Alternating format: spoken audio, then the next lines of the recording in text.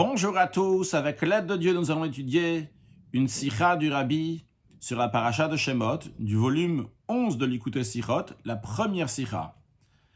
C'est une sikha, d'après moi, assez fondamentale. Premièrement, cette sikha répond à une question que beaucoup de gens demandent souvent. À la sortie d'Égypte, on retrouve que pas tout le peuple juif est sorti d'Égypte. Certains sont morts pendant la plaie des ténèbres et ne sont jamais sortis d'Égypte. Alors ces gens disent ou demandent, lorsque Mashiach va venir, il y aura peut-être des Juifs qui vont rester en exil, qui ne vont pas sortir d'exil. Alors qu'en vérité, c'est tout à fait faux. Tout le monde va sortir de l'exil.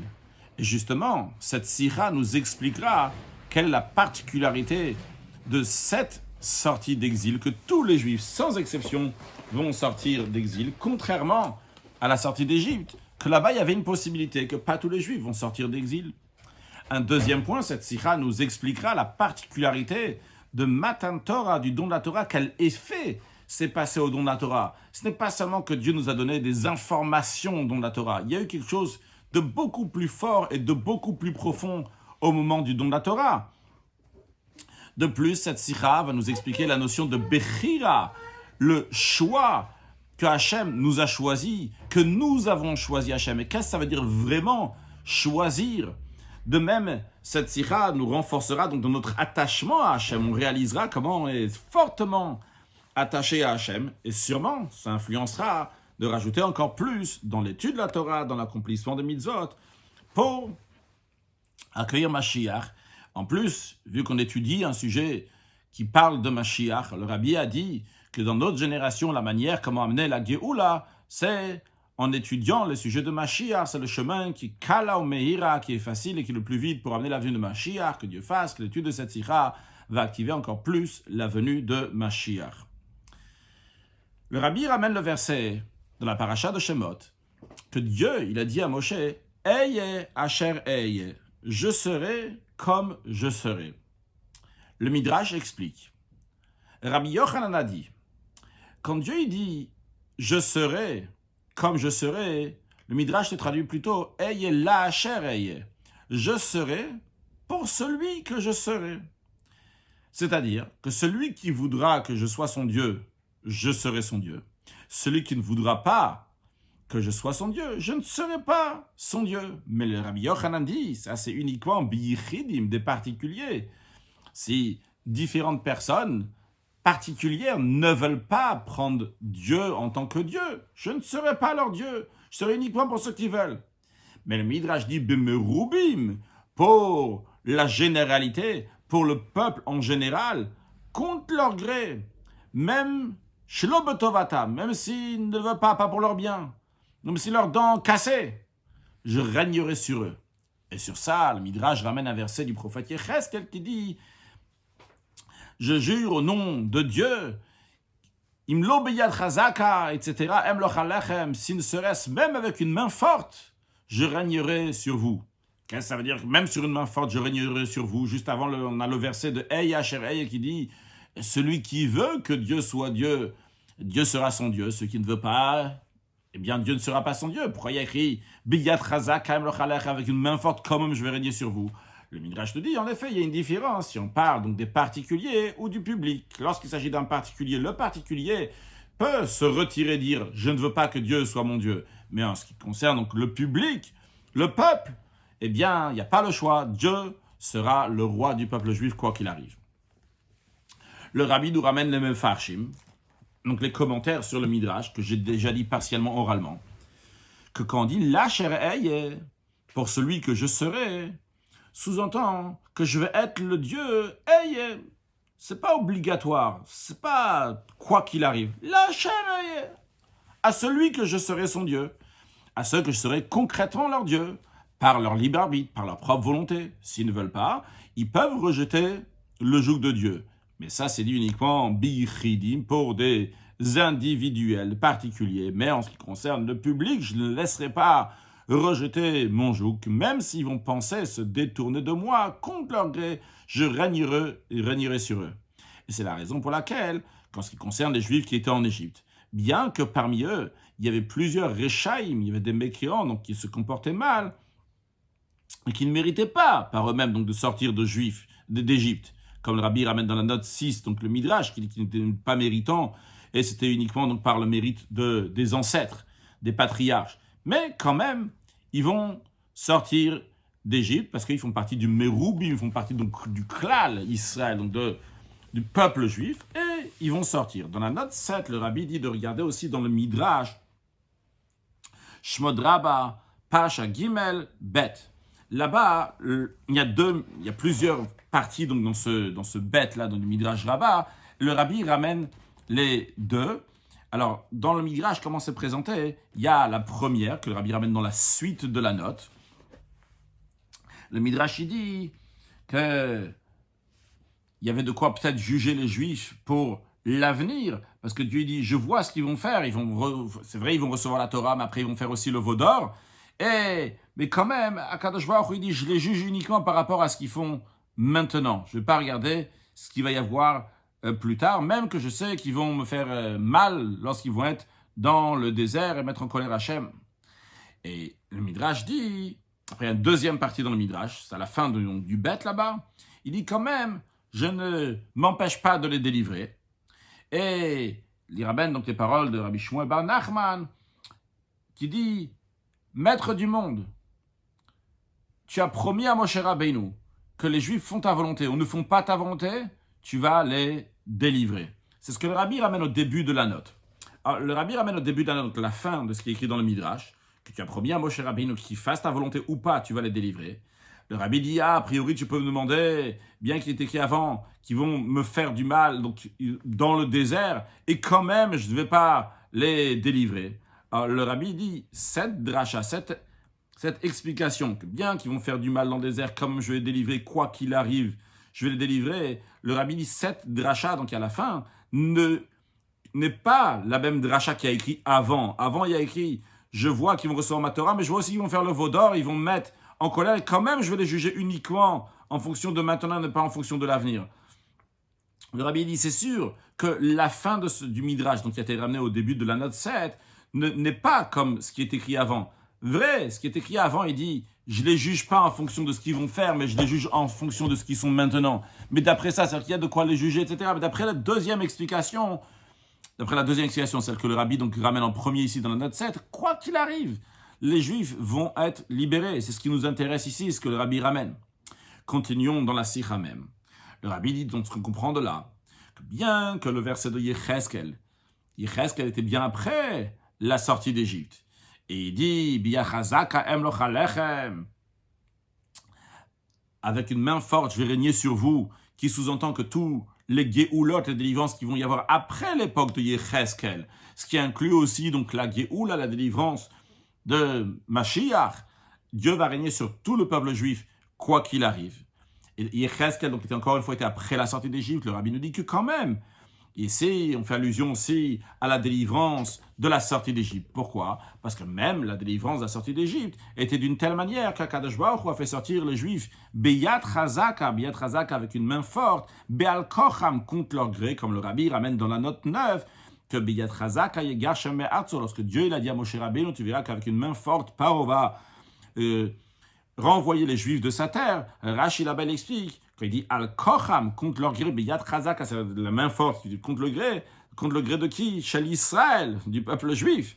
Donc, on voit qu'Akadosh Baruch Hu va, donc le verset de Yecheskel, qui était après la sortie d'Égypte, se réfère aussi à la manière qu'il y a eu donc la sortie d'Égypte, qui est Beyat Chazaka, Be'al-Kocham, contre le gré des Bnei Israël. Mais le Rabbi nous explique, encore une fois, que Dieu s'est servi donc d'une main forte, c'était uniquement pour le Meroubim, pour le Klal Israël, pour l'ensemble du peuple juif. Mais pas en ce qui concerne les particuliers. En effet, il y a certains individus, écrit clairement dans le Midrash, que ceux qui ne voulaient pas sortir d'Égypte, eh bien, ils sont morts dans les 3 jours des ténèbres, lorsqu'il y a eu la 9e plaie des ténèbres.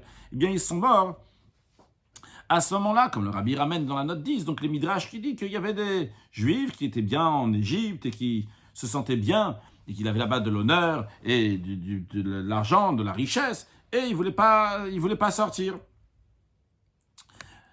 Donc, en tous les cas, qu'est-ce qu'on voit de tout ça? Le Rabbi nous dit dans Seif Bet, à première vue, qu'est-ce qu'on voit de ça? Qu'on pourrait dire que le verset qu'avec une main forte je vais régner sur vous, donc je vais vous sortir donc de l'exil, ça se réfère aussi, donc ça se réfère sur la Géoula, sur la délivrance qui va lorsque Mashiach va venir.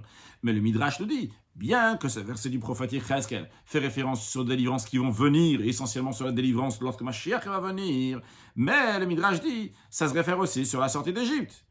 La preuve, c'est qu'on voit, donc on parle donc de la sortie d'Égypte, dans le Midrash, on parle de Eye Asher Eye, je serai pour celui que je serai, donc il parle de la sortie d'Égypte, celui qui voudra que je sois son Dieu et qui voudra sortir d'Égypte, je le prendrai, celui qui veut, il veut pas, eh bien, tant pis pour lui, il va mourir ici en Égypte. Et on ramène le verset du prophète Yecheskel. On voit que le prophète Yecheskel parle aussi pour la sortie d'Égypte. Alors, si tu déduis du prophète Yecheskel pour la sortie d'Égypte, alors le Rabbi nous dit, a priori, on devrait dire aussi qu'on va déduire de la sortie d'Égypte pour la venue de Mashiach. Dans quel sens?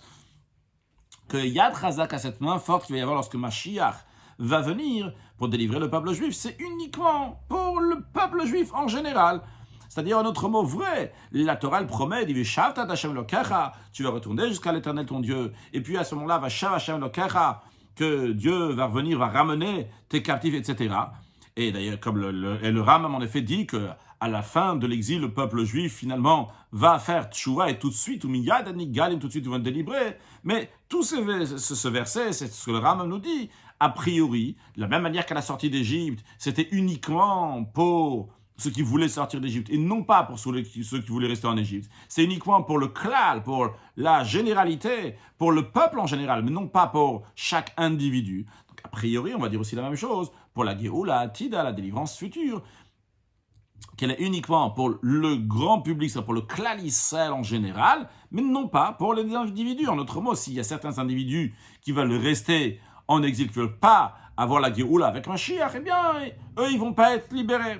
Comme ça, on aurait pu dire. Mais le Rabbi nous dit, en vérité, il est impossible de dire une telle chose. Comme il est écrit clairement dans le verset que nous avons ramené, Veshav Hashem Elokecha, qu'Hashem ramènera tes captifs, etc., le commentaire de Rashi souligne là-bas que l'intention, elle est sur chaque juif individuellement. Comme Rashi nous dit, que Oches biyadav mamash ish ish, que Dieu tient chacun par sa main. C'est une expression, si on peut s'exprimer d'une telle manière, ish, ish, ish, ish, homme, homme, chaque individu. Et comme Rashi dans la suite, il ramène le verset du prophète qui dit Atem te luktu echad ne Israël, que les Juifs, vous allez être ramassés un par un. Donc c'est chaque individu. Donc ça, c'est ce qu'on nous promet, comment la Géoula va arriver. Lorsque la délivrance va arriver, eh bien, ça sera ish, ish, echad, chaque individu va être délivré. Maintenant, si chacun va être délivré, ça veut dire que la manière comment la délivrance est arrivée, la cause de la délivrance, donc qui est la teshuva, eh bien, elle aussi, quand on dit Veshavta d'Hashem Elokecha, le verset d'abord dit, premièrement, Veshavta d'Hashem Elokecha, tu vas retourner jusqu'à l'Éternel ton Dieu, et comme le Ram dit, que ça veut dire que le peuple juif va finir faire teshuva à la fin de l'exil, ils vont faire teshuva. Et on nous dit que suite à ça, il va y avoir Veshav Hashem Elokecha, qu'Hashem va ramener tes captifs. Donc, de la même manière que quand on dit que Hachem va ramener les captifs, c'est chaque individuellement. Il faut dire que la cause qui a amené cet effet, donc la cause qui est la tchouva, elle est en effet pour chaque juif individuellement.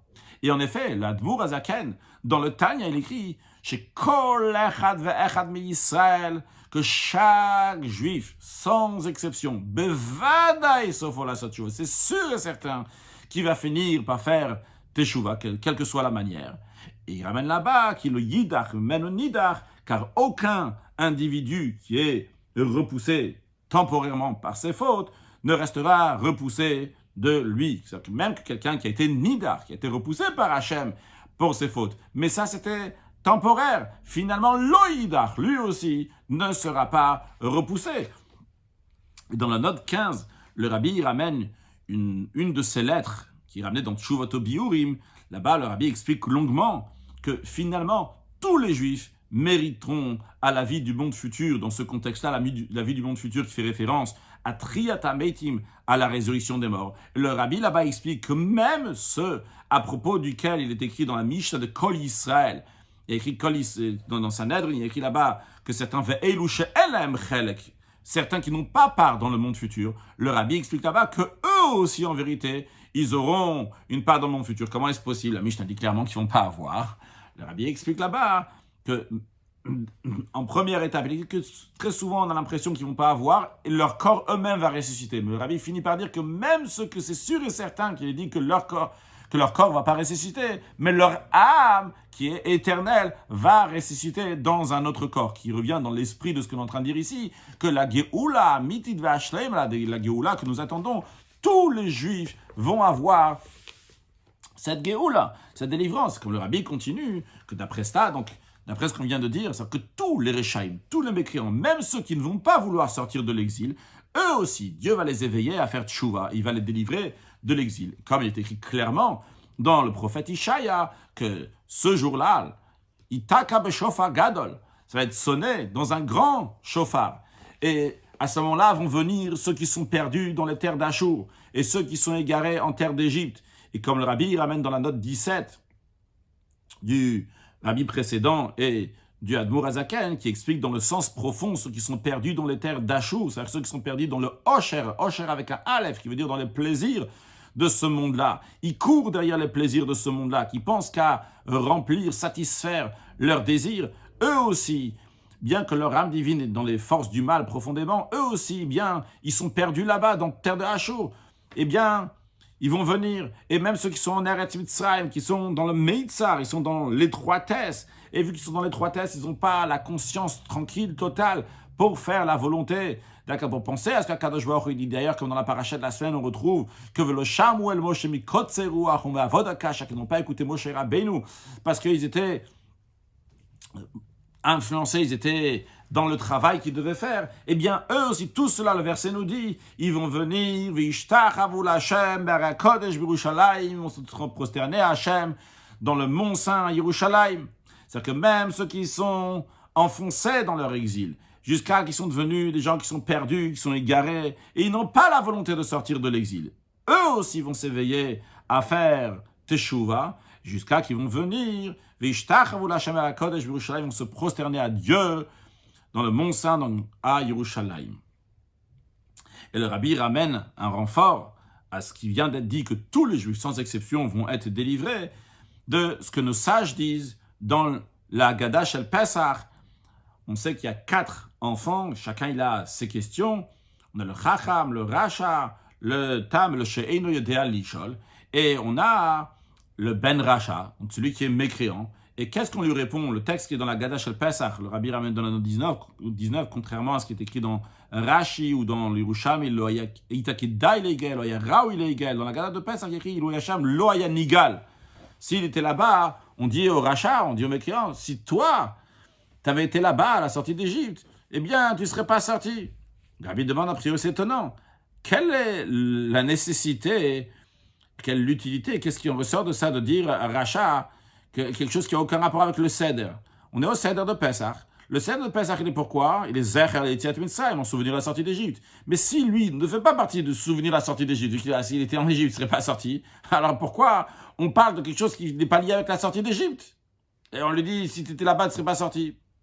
Et l'explication, et le rabbi nous dit que l'intention ici n'est pas de repousser ce Ben Rasha du Seder, de lui dire va-t'en, et de dire la Géoula, la délivrance n'a pas de rapport avec toi. Mais au contraire, quand on est en train de lui répondre, on est en train de lui souligner, on lui dit, écoute, Rasha, écoute, tu sais, sache, là-bas, en Égypte, tu n'aurais pas été délivré. Mais sache qu'il y a une Géoula qui nous attend. Mashiach, il arrive.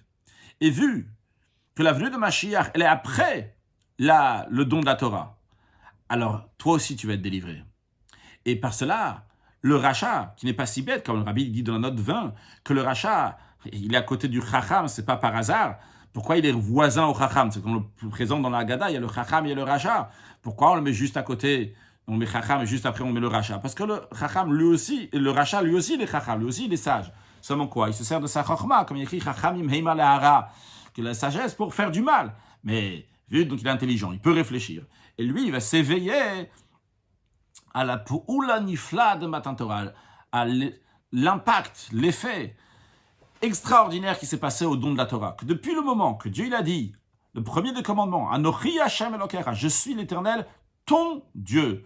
Bien qu'il y avait 600 000 juifs, sans compter les femmes et les enfants, Dieu n'a pas dit je suis l'Éternel, votre Dieu. Dieu a dit je suis l'Éternel, ton Dieu, au singulier. Et bien à partir de ce moment-là, le Havaye, donc Anochi, l'essence de Dieu, donc il vient donc Havaye, Yudke, Vavke, il devient la force de chaque juif. Le Kach a un langage de force, il devient la force et la vitalité de chaque juif individuellement. Donc il y a un attachement très fort qui s'est fait à Matan Torah, au don de la Torah, qui est encore plus fort que l'attachement qu'il y avait avant le don de la Torah, donc encore plus fort que l'attachement qu'il y avait lors de la sortie d'Égypte. Et vu que la délivrance que nous attendons vient après le don de la Torah, et nous avons un attachement à un Dieu qui est extrêmement fort, c'est la raison pour laquelle que tout juif, même un rachat comme celui-là, donc qui est au Seder, eh bien, il est sûr et certain que finalement, il va être lui aussi délivré par cette force, ce lien fort qui s'est fait au moment du don de la Torah. Donc, qu'est-ce que nous avons vu jusqu'à présent? Le Rabbi nous a amené un midrash à propos donc de la sortie d'Égypte, que Dieu régnera sur tout le monde, mais sur le grand public, sur la généralité, mais non pas sur les individus. Ceux qui veulent échapper au règne de Dieu peuvent le faire, donc ils ne sortiront pas d'Égypte. Le Rabbi a dit qu'à priori, à première vue, on aurait pu penser qu'il faut déduire la même chose aussi pour la délivrance que nous attendons avec la venue de Mashiach. Le Rabbi a prouvé, avec des versets, on voit clairement que tous les Juifs, sans exception, vont être libérés lors de la venue de Mashiach. Pourquoi? Ce qui a été expliqué de manière très générale, en deux mots qui sera discuté bien plus tard dans la Sikha, c'est que il y a eu le don de la Torah entre-temps. À la sortie d'Égypte, il n'y avait pas encore le don de la Torah. Donc, des individus pouvaient échapper, sortir donc du joug de Dieu et donc ne pas être délivrés d'Égypte. En revanche, depuis le don de la Torah, chaque juif, sans exception, quelle que soit sa situation, il est attaché à Dieu de manière éternelle. Et donc, lui aussi, ce juif-là aussi, aura la Géoula, la délivrance, lors de la venue de Mashiach. Seif Gimel. Le Rabbi demande, a priori, il faut comprendre deux questions. Premièrement, la raison pourquoi Dieu a délivré tout le peuple juif d'Égypte. Okay, quand je dis maintenant dans la suite tout le peuple juif d'Égypte, c'est de manière générale. On ne rentre pas dans ceux qui n'ont pas été sortis, qui ne sont pas sortis d'Égypte. Mais le principe général, pourquoi Dieu il a dit « je vais sortir les juifs d'Égypte » C'est comme Dieu, il a dit à Moshe Rabbeinu de dire à Pharaon « c'est Bni Bechori Israël » c'est mon fils aîné, le juif. Et il dit, vers Omar, Dieu il dit, Shalach et Beni, renvoie, fais sortir d'Égypte, mon fils. On a un lien entre Dieu et nous, que Dieu il a appelé Avinu, notre père. Et nous sommes Banim Lama, comme nous sommes les enfants d'Akadosh Baruch Hu. Alors, le Rabbi dit, on comprend que chaque juif qui était en Égypte, même le juif le plus bas qu'il peut y avoir, eh bien, lui aussi fait partie de Bni Bechori Israël, de mon fils aîné Israël. Et ce lien entre un père et un fils, c'est un lien qui est naturel. En hébreu, teva, nature, tivit, donc qui est naturel, et atzmit, du etzem, de l'essence même, dans lesquels il n'y a pas de changement. Quelqu'un ne peut pas changer ses enfants. Et d'ailleurs, Dieu utilise cette expression-là dans le Talmud. Il est écrit que Dieu dit ben kach ou ben kach atem kuim banim, que d'une manière ou d'une autre, vous êtes appelés mes enfants, quoi qu'il arrive, quel que soit votre comportement. Et c'est la raison pour laquelle que vous changez avec une autre nation, je ne peux pas. Et la question dans ce cas-là, le Rabbi demande, vu qu'il en est ainsi, pourquoi pas tous les Juifs à 100% sont sortis d'Égypte? Pourquoi il y en a certains qui sont morts dans les ténèbres? Si le lien de Dieu avec le peuple juif, c'est un lien de père et de fils, un lien de père et de fils ne peut pas s'arrêter. C'est un lien qui reste toujours. Si c'est un lien qui reste toujours, alors comment est-ce possible qu'il y a certains Juifs qui n'ont pas été sortis d'Égypte? Toute la raison pourquoi Dieu il a dit à parole de faire sortir les Juifs d'Égypte, il leur a dit « Bana et Bni, c'est mes enfants, mon fils aîné, mes enfants, fais-les sortir ». Donc si le peuple juif c'est les enfants d'Hachem, et c'est le cas, comment ça se fait qu'il y en a certains qui ne sont pas sortis d'Égypte? C'est la première question que le Rabbi nous demande. Avant de passer à la deuxième question, voyons la note 23. Le Rabbi nous dit donc de regarder donc Kiddushin, d'Aflamet Vav Amud Aleph, c'est là-bas qu'il y a écrit donc l'opinion de Rabbi Meir, qui dit que Ben Kach ou Ben Kach Atem Kfuim Banim, que d'une manière ou d'une autre, quel que soit votre comportement, vous êtes appelés les enfants de Dieu. Et le Rabbi, dans la note 23, met une étoile dans laquelle donc il ramène dans cette étoile que Rabbi Yehuda, il n'est pas d'accord avec Rabbi Meir dans la Gemara. Là-bas, Rabbi Yehuda, il dit que uniquement si vous vous comportez comme les enfants d'Hachem, vous êtes les enfants d'Hachem. Mais si vous ne comportez pas comme les enfants d'Hachem, à ce moment-là, vous n'êtes pas appelés les enfants d'Hachem. Donc, a priori, ça contredit l'idée qu'on a ici. L'idée qui ici, c'est ramener Rabbi Meir, mais Rabbi Yehuda ne pense pas comme Rabbi Meir. Alors, Rabbi donne deux réponses à ça. Premièrement, dans la parenthèse, qui a priori, donc, Rabbi met en parenthèse pour dire que ce n'est pas la réponse essentielle, mais surtout la deuxième. La première réponse, Rabbi dit de regarder dans Shoot à Rashba. Donc le Rashba, dans une de ses responsables, il dit la règle est que quand il y a une discussion de Rabbi Meir et Rabbi Yehuda, la lacha est comme qui? La lacha est comme Rabbi Yehuda. Donc ici on a Rabbi Yehuda qui nous dit uniquement si vous vous comportez comme des enfants, vous êtes appelés des enfants d'Hachem. Mais Rabbi Meir il dit, et c'est que Rabbi Meir, Rabbi Meir la lacha n'est pas comme lui quand il dit ben kar ou ben kar, quoi qu'il arrive, vous êtes appelés les enfants d'Hachem. Mais le Rashba nous dit quand même. Ici c'est exceptionnel, pourquoi? Parce que Rabbi Meir, il ramène des versets. Et donc, il ramène des versets. Les versets ne sont pas ramenés ici dans la note, mais dans la Gemara, les versets, il y a un verset Banim Sralim qui dit donc vous êtes des enfants stupides. Un verset qui dit Banim lo emun bam, des enfants qui n'ont aucune loyauté. Un verset qui dit Zera mereim, Banim mashritim, donc des enfants qui corrompent. Un verset qui dit Vayem kumasher yamer lo amiatem yamer bnei kelchai. On leur dira donc vous êtes les fils de Dieu vivant. Donc tous ces versets, on voit que les Juifs sont appelés enfants, même lorsqu'ils fautent. Donc le Rashba, il dit, vrai, en général, la lacha est comme Rabbi Yehuda, mais ici, on devra dire qu'elle est comme Rabbi Meir, vu que Rabbi Meir a ramené des versets. Donc ça, c'est une réponse déjà pourquoi on appuie plus l'opinion de Rabbi Meir que celle de Rabbi Yehuda. Mais le Rabbi dit, en plus de ça, Ayen Sifri, approfondi dans le Sifri, donc c'est un livre Sifrei, c'est le Midrash sur Bamidbar et Dvarim, qui explique que là-bas, dans le Sifrei, donc dans la paracha de Haazinu, là-bas il ramène donc un verset, dans lequel on voit que Rabbi Yehuda a été d'accord aux paroles de Rabbi Meir. Alors, c'est pas ramené ici, mais je le ramène oralement. Ce qui est ramené là-bas, il y a écrit « Lo banav mumam », donc ces enfants n'ont pas de défaut. Et Rabbi Meir, là-bas, il dit, même quand les Juifs sont remplis de défauts, ils sont appelés banav, ils sont appelés les enfants d'Akadosh Baruch Hu. C'est pour ça qu'il y a écrit l'obanavumam, qui n'ont pas de défaut. Je traduis l'obanavumam, a priori il faut dire donc qu'ils ont oui des défauts, mais l'obanav, on ne regarde pas ce qu'il y a des défauts. Ça c'est Rabbi Meir qui dit ça. Et après le Sifri rajoute, en parenthèse, et ainsi Rabbi Yehuda disait, ils n'ont pas de défaut. Rabbi Meir dit, bien qu'ils sont remplis de défauts, ils sont appelés les enfants d'Hachem. Rabbi Yehuda dit, ils n'ont pas de défaut, c'est l'obanavumam. Donc le Rabbi il en déduit de là que Rabbi Yehuda est d'accord avec Rabbi Meir, qu'il n'y a pas de défaut chez les Bnei Israël, quoi qu'il arrive, en tout cas, même quand il y a des défauts, ils sont appelés des banim. Ils sont appelés les enfants d'Hachem. Donc c'est pour maintenir la preuve qu'on a ramenée, que quoi qu'il arrive, Dieu dit, je ne vais pas les changer avec une notation, c'est les enfants d'Hachem. Dans la note 24, le Rabbi dit, a priori, on pourrait demander deux questions. Les versets que nous avons ramenés du traité Kiddushin, tous ceux-là sont des versets qui sont dits après le don de la Torah. C'est-à-dire qu'uniquement après le don de la Torah, on retrouve cette notion-là. Donc même quand les Juifs ont des défauts, ils sont quand même appelés les fils d'Hachem. Même quand ils fautent, ils sont appelés les fils d'Hachem. C'est une question qu'a priori on pourrait demander. Une deuxième question qu'a priori on pourrait demander, c'est que l'expression dans le traité Kiddushin est l'achlifam be'uma acheret, que Dieu dit l'échanger avec une autre nation, je ne peux pas. Alors quand tu dis une nation, c'est la généralité du peuple. Mais qui te dit que Dieu ne peut pas en changer quelques-uns? Il dit cela, catastrophe, cela on les met de côté. Alors Rabbi dit non, on ne peut pas dire ça. Pourquoi? Parce que du moment où on retrouve qu'en Égypte déjà ils étaient appelés les banim, les enfants d'Hachem, ce lien-là d'un père et d'un fils, donc ça ne dépend pas de quelque chose. C'est quelque chose qui est tout à fait naturel, comme on voit dans un père et un fils ici-bas aussi. Donc si on parle de quelque chose qui est naturel, on dit c'est le fils.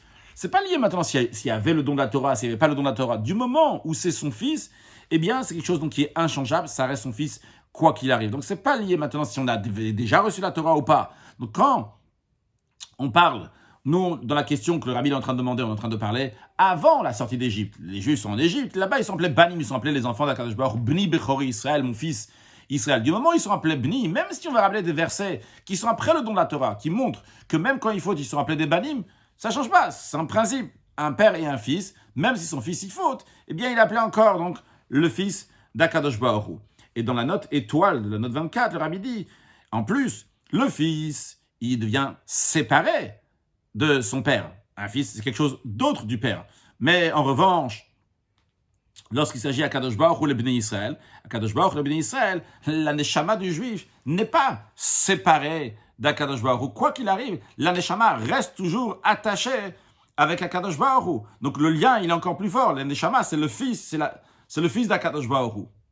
Le Rabbi continue dans note 24 en disant, aussi en ce qui concerne donc ça, en ce qui concerne la première question qu'on dit, tous les versets qui sont ramenés dans la Gemara Kiddush sont après le don de la Torah. Le Rabbi dit, ça c'est quelque chose qui est naturel. Donc quelque chose qui est naturel, le père et le fils sont rattachés, ça ne change pas si les versets sont avant Matan Torah ou après Matan Torah. En ce qui concerne la question, peut-être, c'est l'Ouma, la nation en général, mais pas chaque individu. Alors le Rabbi dit, on comprend que chaque juif, kol echad ve'echad, il est le fils d'Akadosh Baruch Hu, comme il est écrit dans le Tanya, à la fin de Perek Aleph, au début de Perek Bet, il dit, chol ish Israël, echad tzadik ve'echad rasha, chaque juif, que ce soit un tzadik, que ce soit un rachat, yeshten neshamot, il a deux âmes. Ça, c'est ce qu'il dit dans Perek Aleph. Et après, lorsqu'il se parle dans Perek Bet, la Dvorazak dit v'nefesh hashenit be'Yisraël, la deuxième âme dans le peuple juif. Dans la suite, quelle preuve il ramène? C'est une parcelle de Dieu, l'âme du juif. Comme il y a écrit Beni Bechor Yisraël, mon fils. Et ce lien-là, c'est pour chaque individu. C'est tout le monde qui a cette neshama. C'est tous les juifs qui ont cette neshama. C'est pas juste le peuple en général. Chaque individu, Kol Ish Yisraël, il a donc cet attachement avec Akadosh Baruch Hu. Donc on comprend que quand la Gemara dit l'Achlif un be'uma acher, de ne pas changer avec une autre nation, c'est pas juste que Dieu ne peut pas changer la nation, mais des individus, il peut les changer. Non, c'est tout le peuple juif. Chaque individu du peuple juif qui reste juif, quoi qu'il arrive, il est considéré le fils d'Akadosh Baruch Hu. Donc la question revient, en tous les cas, comment est-ce possible donc à la sortie d'Égypte, pas tout le peuple juif a été libéré, certains n'ont pas été libérés, alors que la raison pourquoi ils devaient être libérés, c'est parce que c'est les enfants d'Hachem. Deuxième question, le Rabbi nous dit, bête, dans l'exil en Égypte, il y avait plusieurs catégories de Réchaïm, de mécréants. Chacun ses cas, chacun donc ce qu'il y avait là-bas en Égypte. On a appris aussi dans la paracha de la semaine, M. Rabbi nous dit donc il y avait certains de la Shonara, il y avait des délateurs, donc toutes sortes donc, de Réchaïm. Et parmi eux même, des Ovdei Avodah Zara, ceux qui faisaient l'idolâtrie. Une avéra qui est extrêmement grave, à tel point que même quand ils sont sortis d'Égypte, Pesel Micha Overimaim, il y a écrit que quand ils ont traversé la mer Rouge, donc le 7e jour après la sortie d'Égypte, là-bas il y avait l'idole de Micha. Micha, donc c'était quelqu'un qui avait donc une idole avec lui. Et plusieurs choses, en tous les cas, qu'est-ce qu'il a fait avec? Certains disent qu'il a fait le veau d'or avec, ou d'autres choses. En tous les cas, il a passé la mer Rouge avec l'idole, il y avait des idolâtres. Et quand même, les idolâtres, pas de souci. Et ils sont sortis d'Égypte. Mais ceux qui ne veulent pas sortir d'Égypte, ah non, moi je ne sors pas d'Égypte, je ne veux pas sortir d'Égypte. Ah non, eux ils ne sont pas sortis d'Égypte. Qu'est-ce qui se passe ici? Tous les Réchaïm, ils peuvent sortir d'Égypte. Mais si quelqu'un ne veut pas sortir d'Égypte, lui, toi tu veux pas sortir d'Égypte, tu vas rester là-bas en Égypte, tu n'auras pas la délivrance. Comment ça se fait? Pour comprendre cela, c'est Yvdal que le Rabbi nous dit. On va comprendre cela tout d'abord. Comprendre. Passons donc à un autre sujet, après on reviendra à notre sujet. Comprendre le pardon qui se passe le jour de Kippour. Il y a l'opinion de Rabbi. Rabbi, il dit la chose suivante, que le jour de Kippour pardonne sur toutes les transgressions que la personne a fait. Et ce que Rabbi nous dit, c'est que la personne a fait tchouva ou pas, qu'elle se soit repentie ou pas, eh bien, le jour de Kippour pardonne. Sur toutes les avérotes. Dans la note 29, le Rabbi nous ramène la Gemara de Shavuot qui dit que Rabbi, bien qu'il dit sur toutes les avérotes, il y a quand même trois exceptions.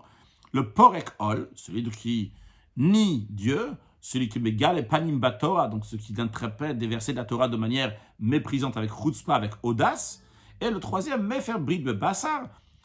Deux explications. Est-ce que ça veut dire donc qu'il n'a pas fait la circoncision, ou bien ça fait qu'il tire sa circoncision, le prépuce, pour qu'on ne puisse pas voir qu'il est circoncis? Et ces trois-là, il y a un enseignement particulier, donc un verset, que le verset, donc on apprend de ce verset-là, donc ces trois-là, que Kippour ne va pas les pardonner. Mais en tout cas, ce qu'il y a à retenir, c'est que de manière générale, d'après Rabbi, Kippour pardonne toutes les transgressions, même si la personne, elle n'a pas fait teshuva. Mais quand même, la Gemara, elle dit que Rabbi est d'accord en ce qui concerne le karet de Yoma. Karet, ça veut dire le retranchement. Quelqu'un qui a fait certaines transgressions, il est retranché, ça veut dire qu'il va mourir jeune et que son âme va être coupée, chas v'shalom d'Akadosh Baruch Hu. Et sur ça, Rabbi dit, sur le karet du jour même, le karet de Kippour. C'est-à-dire que si quelqu'un il a transgressé Kippour, par exemple, il a mangé à Kippour, quelqu'un qui a travaillé à Kippour, donc il a transgressé le jour de Kippour, il est coupable de karet de retranchement, ça, Rabbi dit, Kippour ne va pas pardonner. Donc, si on récapitule, sans la note 29, l'idée générale, c'est que d'après Rabbi, Kippour pardonne sur toutes les fautes, à l'exception des fautes qui sont commises contre Kippour, qu'il a travaillé à Kippour, qu'il a mangé à Kippour. Et le Rabbi demande, a priori, il y a de quoi s'étonner.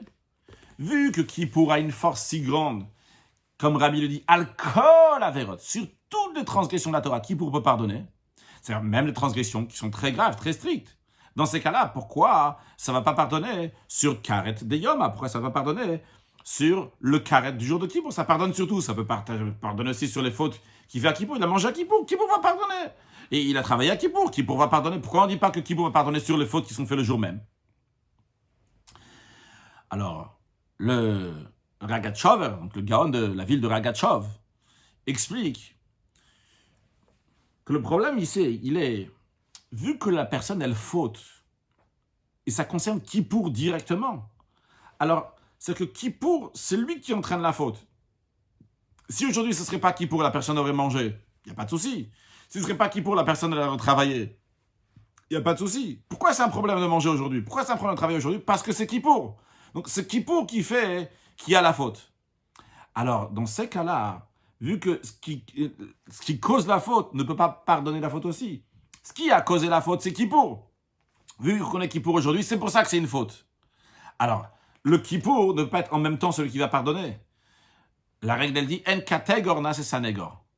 L'accusateur ne peut pas devenir l'avocat. Ici, qu'est-ce qui accuse la personne? Qu'est-ce qui fait que la personne a fait une transgression?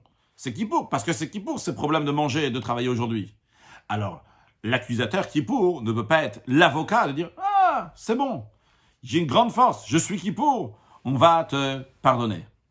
D'ailleurs, dans la note 34, le Rabbi dit, basé sur ça, le Ragatchover, il répond sur une question qui aurait pu se poser dans la Gemara. Lorsqu'on apprend la Gemara, la suite qu'on a dit que d'après Rabbi, Kippour pardonne sur toutes les fautes. Alors la Gemara demande, d'après Rabbi, comment c'est possible qu'on va trouver un karet pour le retranchement pour ceux qui transgressent Kippour? Et la Gemara répond qu'en effet, d'après Rabbi, celui qui transgresse le jour même de Kippour, karet de Yoma, donc il a mangé, il a travaillé le jour de Kippour, que dans ce cas-là, Rabbi serait d'accord qu'il y a karet, qu'il y a le retranchement. Le Ragatchover demande, il dit, on aurait pu répondre une autre réponse. On aurait pu dire que d'après Rabbi, quand est-ce qu'on retrouve karet, le retranchement le jour de Kippour? Dans un cas où quelqu'un il a dit, je vais fauter, et Kippour il va pardonner. Vu que Kippour il est tellement fort, je faute dans n'importe quel jour de l'année, Kippour pardonnera de toutes les façons.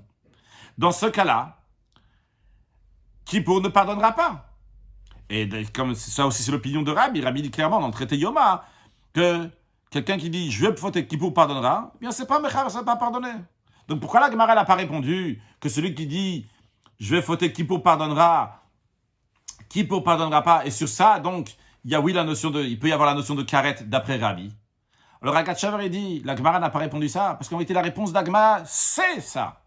C'est quoi la réponse d'Agmara? La Gemara elle dit, comment on retrouve karet d'après Rabbi? Karet de Yoma, si la personne l'a transgressé le jour même de Kippour. Mais c'est quoi l'idée, c'est quoi le problème que la personne l'a transgressé le jour de Kippour? C'est que le catégor ne peut pas être un sanégor, que l'accusateur, donc Kippour qui est accusateur, ne peut pas être lui l'avocat. C'est la même chose aussi quand quelqu'un dit je vais fauter, et Kippour pardonnera. Pourquoi la personne elle a fauté? Elle a fauté parce qu'elle a dit il y a Kippour qui va pardonner. Donc qu'est-ce qui a fait qu'il a fauté? C'est parce qu'il y avait Kippour. Donc c'est quoi l'accusateur? Qu'est-ce qui entraîne la faute? C'est Kippour. Il comptait sur Kippour pour le pardon. Alors Kippour ne pourra pas devenir l'avocat. Donc le Ragatchover il dit c'est exactement la même réponse.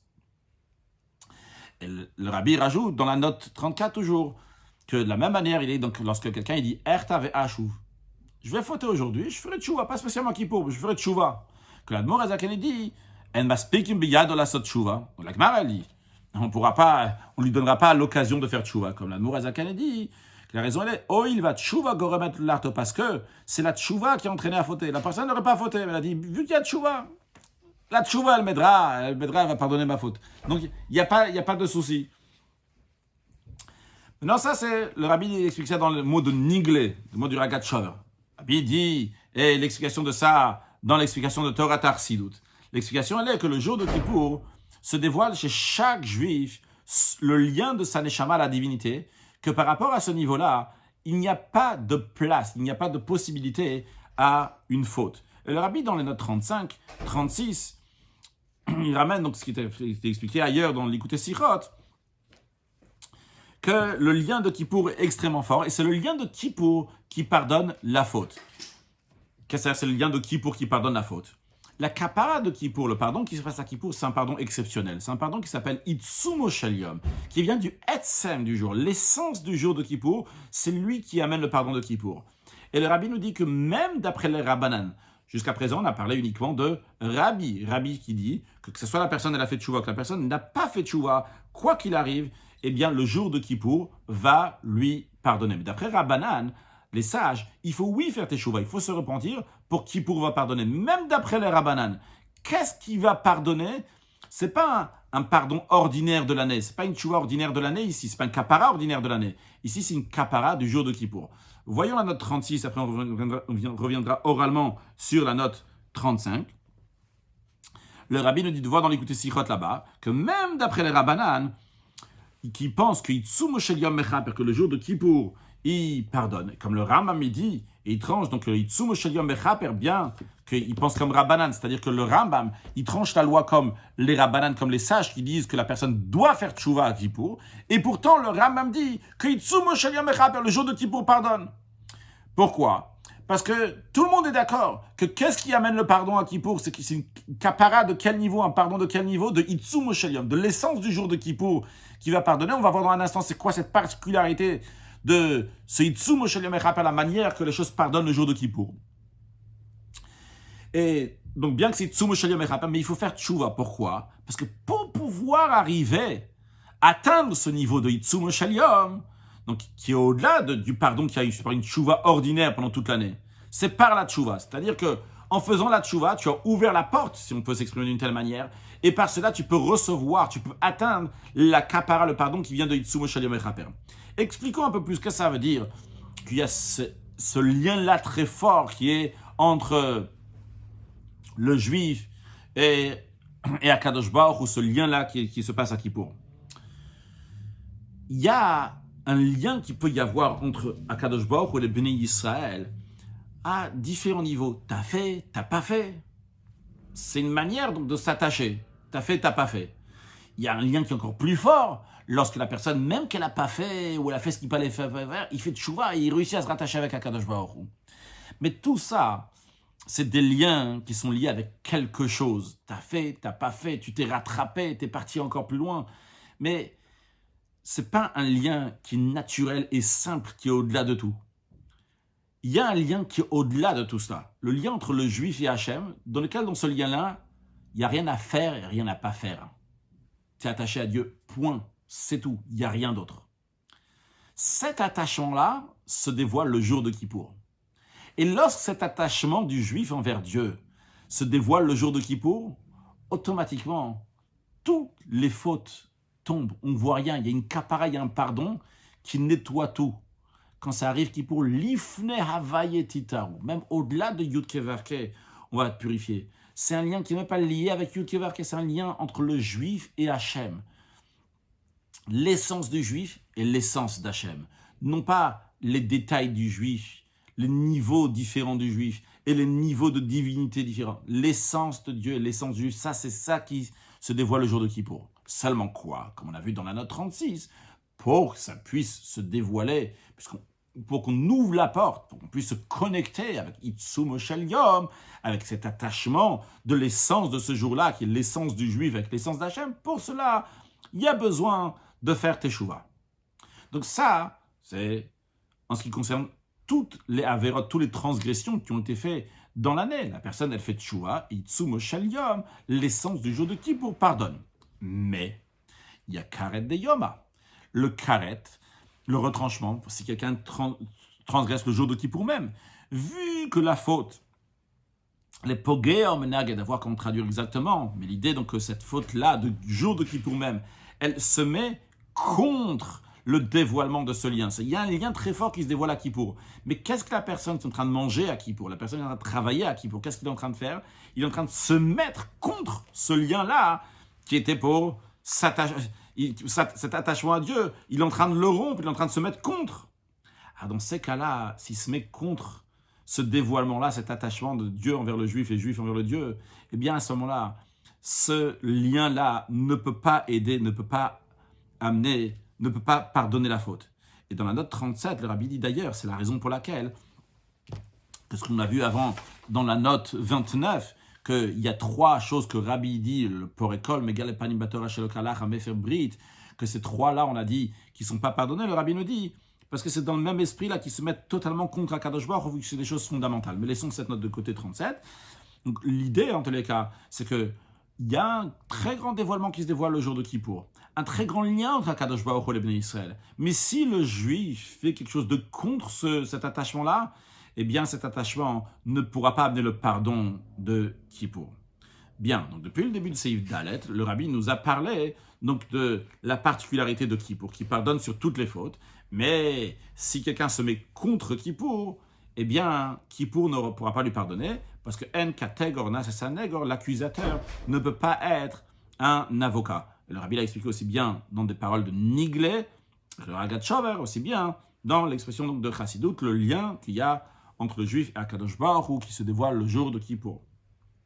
Maintenant, le rabbi va revenir à notre sujet. Notre sujet, c'est comment ça se fait que bien qu'il y ait un lien de père et fils entre Dieu et le peuple juif lors de la sortie d'Égypte, quand même, on voit qu'il y a des juifs qui sont restés en Égypte.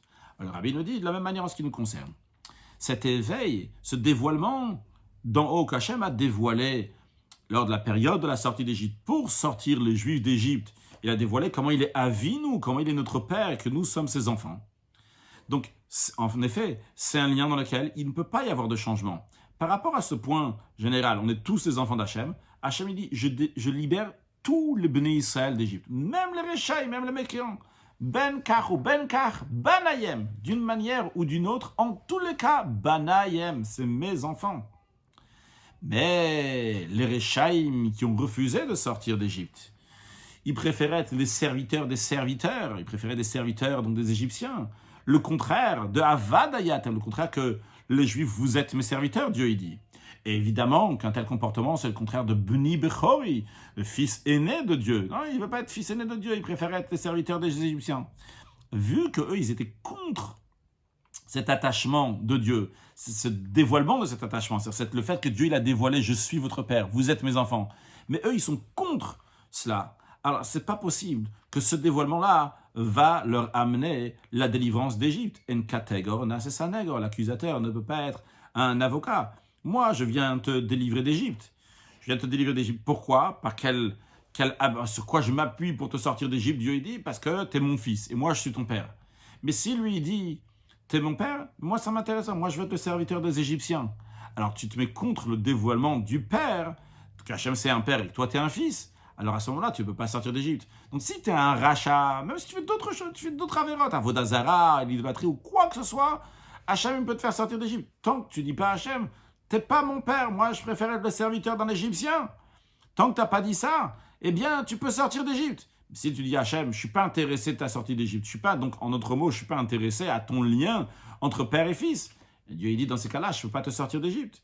Et dans la note 38, le rabbi dit, bien qu'on a dit avant qu'il y a des meroubim, il y a la généralité, qu'Akadosh Baruch Hu, il les fait sortir d'Égypte, même contre leur gré. Le rabbi dit, c'est vrai, ça pouvait être contre leur gré, mais c'était contre le gré, c'était pas qu'ils voulaient pas sortir de l'exil d'Égypte. Il y avait des gens, c'est pas qu'ils voulaient pas sortir d'Égypte, c'est pas qu'ils voulaient pas s'attacher à Hachem. Ils avaient peur du désert, ils voulaient pas sortir dans le désert, un désert qui est grand, qui est redoutable, ou d'autres raisons. Mais ils n'étaient pas contre le dévoilement de Yitkash ou du lien entre Akadosh Baruch Hu et les Bnei Israël, ils n'avaient rien contre ça. Et juste qu'ils ne voulaient pas sortir dans le désert, mais c'est pas qu'ils ne voulaient pas sortir d'Égypte. Ils étaient d'accord de sortir d'Égypte, ils étaient d'accord de s'attacher à Kadosh Baruch Hu. Juste, si la sortie, c'est pour aller dans le désert les dérange. Mais l'attachement à Kadosh Baruch Hu, ça, ils n'étaient pas contre. Ok, donc jusqu'à présent, ce que le rabbi nous dit, comment est-ce possible qu'à la sortie d'Égypte, il y a des Juifs qui ne sont pas sortis? Parce qu'ils étaient contre le lien qu'Hachem a dévoilé entre les Juifs et Kadosh Baruch Hu. Qu'Hachem, c'est le père et les Juifs, c'est les enfants. Mais il y a une question sûrement que vous vous demandez. Voyons votre question, la question du rabbi Seifé. Le rabbi dit, mais encore, c'est pas compréhensible. Cette volonté de ne pas sortir de l'exil, de la même manière que ces juifs-là qui ne voulaient pas sortir d'Égypte, c'était contre le dévoilement que Dieu a dévoilé, l'attachement que Dieu a montré au Bnei Israël, que vous êtes Bni Bechor Israël, vous êtes mon fils aîné. Ça, c'était donc à la sortie d'Égypte, avant le don de la Torah. Eh bien, le rabbi nous dit, ça devrait être la même chose aussi. Si quelqu'un, après le don de la Torah, il dit, moi, je ne veux pas m'attacher à Kadosh Baruch Hu, je suis contre ce lien-là qu'Akadosh Baruch Hu dévoile par le don de la Torah. Vrai, Dieu l'a dit, Anochi Hashem Lokecha, Kochacha Vachayutra, Kadosh Baruch Hu, c'était ta force, ta vitesse. Moi, je suis contre ça. Moi, ça ne m'intéresse pas ça. Et je ne veux pas être attaché à Dieu. A priori, c'est ça. A priori, c'est sûr même. On a dit tout à l'heure, on va l'expliquer dans la suite, c'est ce lien-là de Matan Torah. Anochi Hashem Lokecha, je suis l'Éternel, ton Dieu, qui attache chaque juif avec Akadosh Baruch Hu. C'est ça qui fait que, quand Mashiach va venir, chaque juif va être délivré, quoi qu'il arrive, quelle que soit sa situation. Mais a priori, la même manière qu'on l'avait dit avant, que l'accusateur ne veut pas devenir un avocat, que si tu es contre l'attachement de Dieu envers toi, eh bien, l'attachement de Dieu ne pourra pas te sortir d'Égypte. A priori, l'attachement de Dieu ne pourra pas sortir aussi de l'exil actuel. Donc, comment est-ce possible qu'on dise que tous les Juifs, sans exception, vont sortir de l'exil actuel? Pourquoi? Parce qu'il y a Matan Torah, Anochi Hashem Lokera, je suis l'Éternel, ton Dieu. Chaque Juif a été lié avec Akadosh Baruch Hu. Et alors, si chaque Juif a été lié avec Akadosh Baruch Hu, vrai, Dieu, il a dévoilé ce lien-là avec le Juif. Mais après, le Juif, il a son choix. Il peut dire, non, je ne suis pas intéressé. De la même manière qu'à la sortie d'Égypte, les Juifs ont dit, je ne suis pas intéressé. Alors, l'explication de cela, le rabbi va nous dire brièvement, ici à la fin de Seif, 2 points généraux qu'on va développer à partir de Seif Vav. Le rabbi nous dit comme ça, dans Seif Vav. Ce qui s'est passé, le lien entre Akadosh Baruch Hu et les Bnei Israël qui s'est passé à Matan Torah, il y a 2 points. Premièrement, au moment de Matan Torah, Dieu a choisi, Bachar, Bechira, il a choisi les Bnei Israël. Et d'ailleurs, comme on retrouve dans la halakha concrètement, il y a écrit dans le Shulchan Aruch du Admor HaZaken, il dit que lorsqu'on dit Ubanu Bachata dans la prière tous les jours, dans la bénédiction du Sheva, la prière du matin, on dit Ubanu Bachata Mikolam Velashon, qu'Hachem nous a choisi de toute nation, de toute langue, de tous les peuples. À quoi il faut penser? Yizkor Matan Torah, il faut se souvenir de Matan Torah. Pourquoi, juste à ce moment-là, quand on dit Ubanu Bachata, tu nous as choisi, on doit se souvenir de Matan Torah? Justement, parce qu'au moment de Matan Torah, c'est le moment que Dieu a choisi le peuple juif. Ce qui nous intéresse ici surtout, c'est la Bechira, Bachar, qu'Hachem a choisi le peuple juif. Ça, c'est un point qui s'est passé au don de la Torah. Un deuxième point qui s'est passé au don de la Torah, non pas donc, du côté de Dieu, mais du côté des Bnei Israël, que le peuple juif sont devenus soumis à Hachem. On est devenu le serviteur de Dieu. Et comme on retrouve plusieurs fois dans les paroles de nos sages ou dans les versets, par exemple, à propos d'un serviteur, on dit là-bas, Ozen Sheshama Lar Sinai, une oreille qui a entendu sur le mont Sinaï, qu'est-ce qu'il a entendu là-bas? Qu'il dit Bnei Israël Avadim Avadayem, que les Bnei Israël sont des serviteurs, mes serviteurs, etc. On voit que où est-ce que les Juifs ont entendu vous êtes mes serviteurs? C'est au mont Sinaï. Sinaï, c'est le moment du don de la Torah. De même, à propos du don de la Torah, c'était avant le don de la Torah, mais lorsque Dieu il est en train de parler avec Moshe Rabbeinu, il est en train de lui parler donc des plans, qu'est-ce qui va se passer, par quel mérite les Bnei Israël vont sortir d'Égypte. Il a dit à Moshe Rabbeinu, lorsque tu vas faire sortir le peuple juif d'Égypte, vous allez servir Ta'avdun, le langage de Eved, vous allez servir Dieu sur cette montagne. Donc, c'est 2 points qui se sont passés au don de la Torah. Premièrement, du côté de Dieu qui a choisi le peuple juif. Deuxièmement, du côté des Juifs qui sont devenus les serviteurs de Dieu. Et le rabbi nous dit que ces 2 sujets sont liés l'un à l'autre. Le fait que Dieu nous a choisis, le fait que nous sommes les serviteurs de Dieu, sont liés l'un à l'autre. Kedil Kaman, comme nous allons voir dans Seif Vav.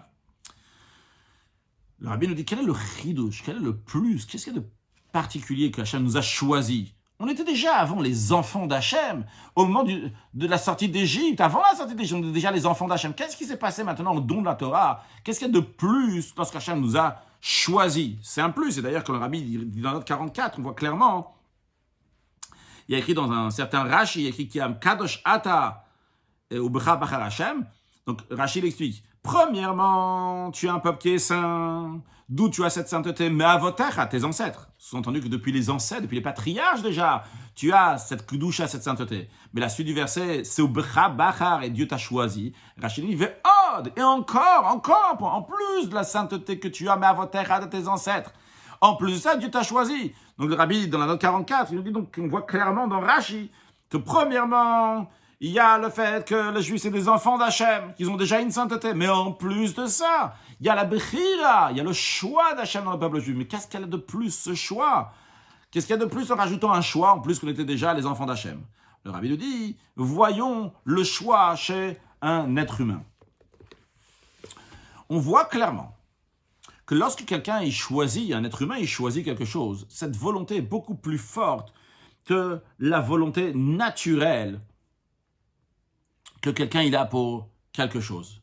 C'est-à-dire que quelqu'un il peut avoir déjà naturellement une volonté pour quelque chose, mais cette volonté qu'il a, vu que c'est le naturel, elle n'est pas si forte que la volonté qu'il a décidé, il a fait le choix, il a décidé je veux telle et telle chose. Alors avant de continuer, juste dire quelques points de Bechira, de libre arbitre, donc comme c'est expliqué dans plusieurs endroits de Chassidut et aussi donc on trouve ici.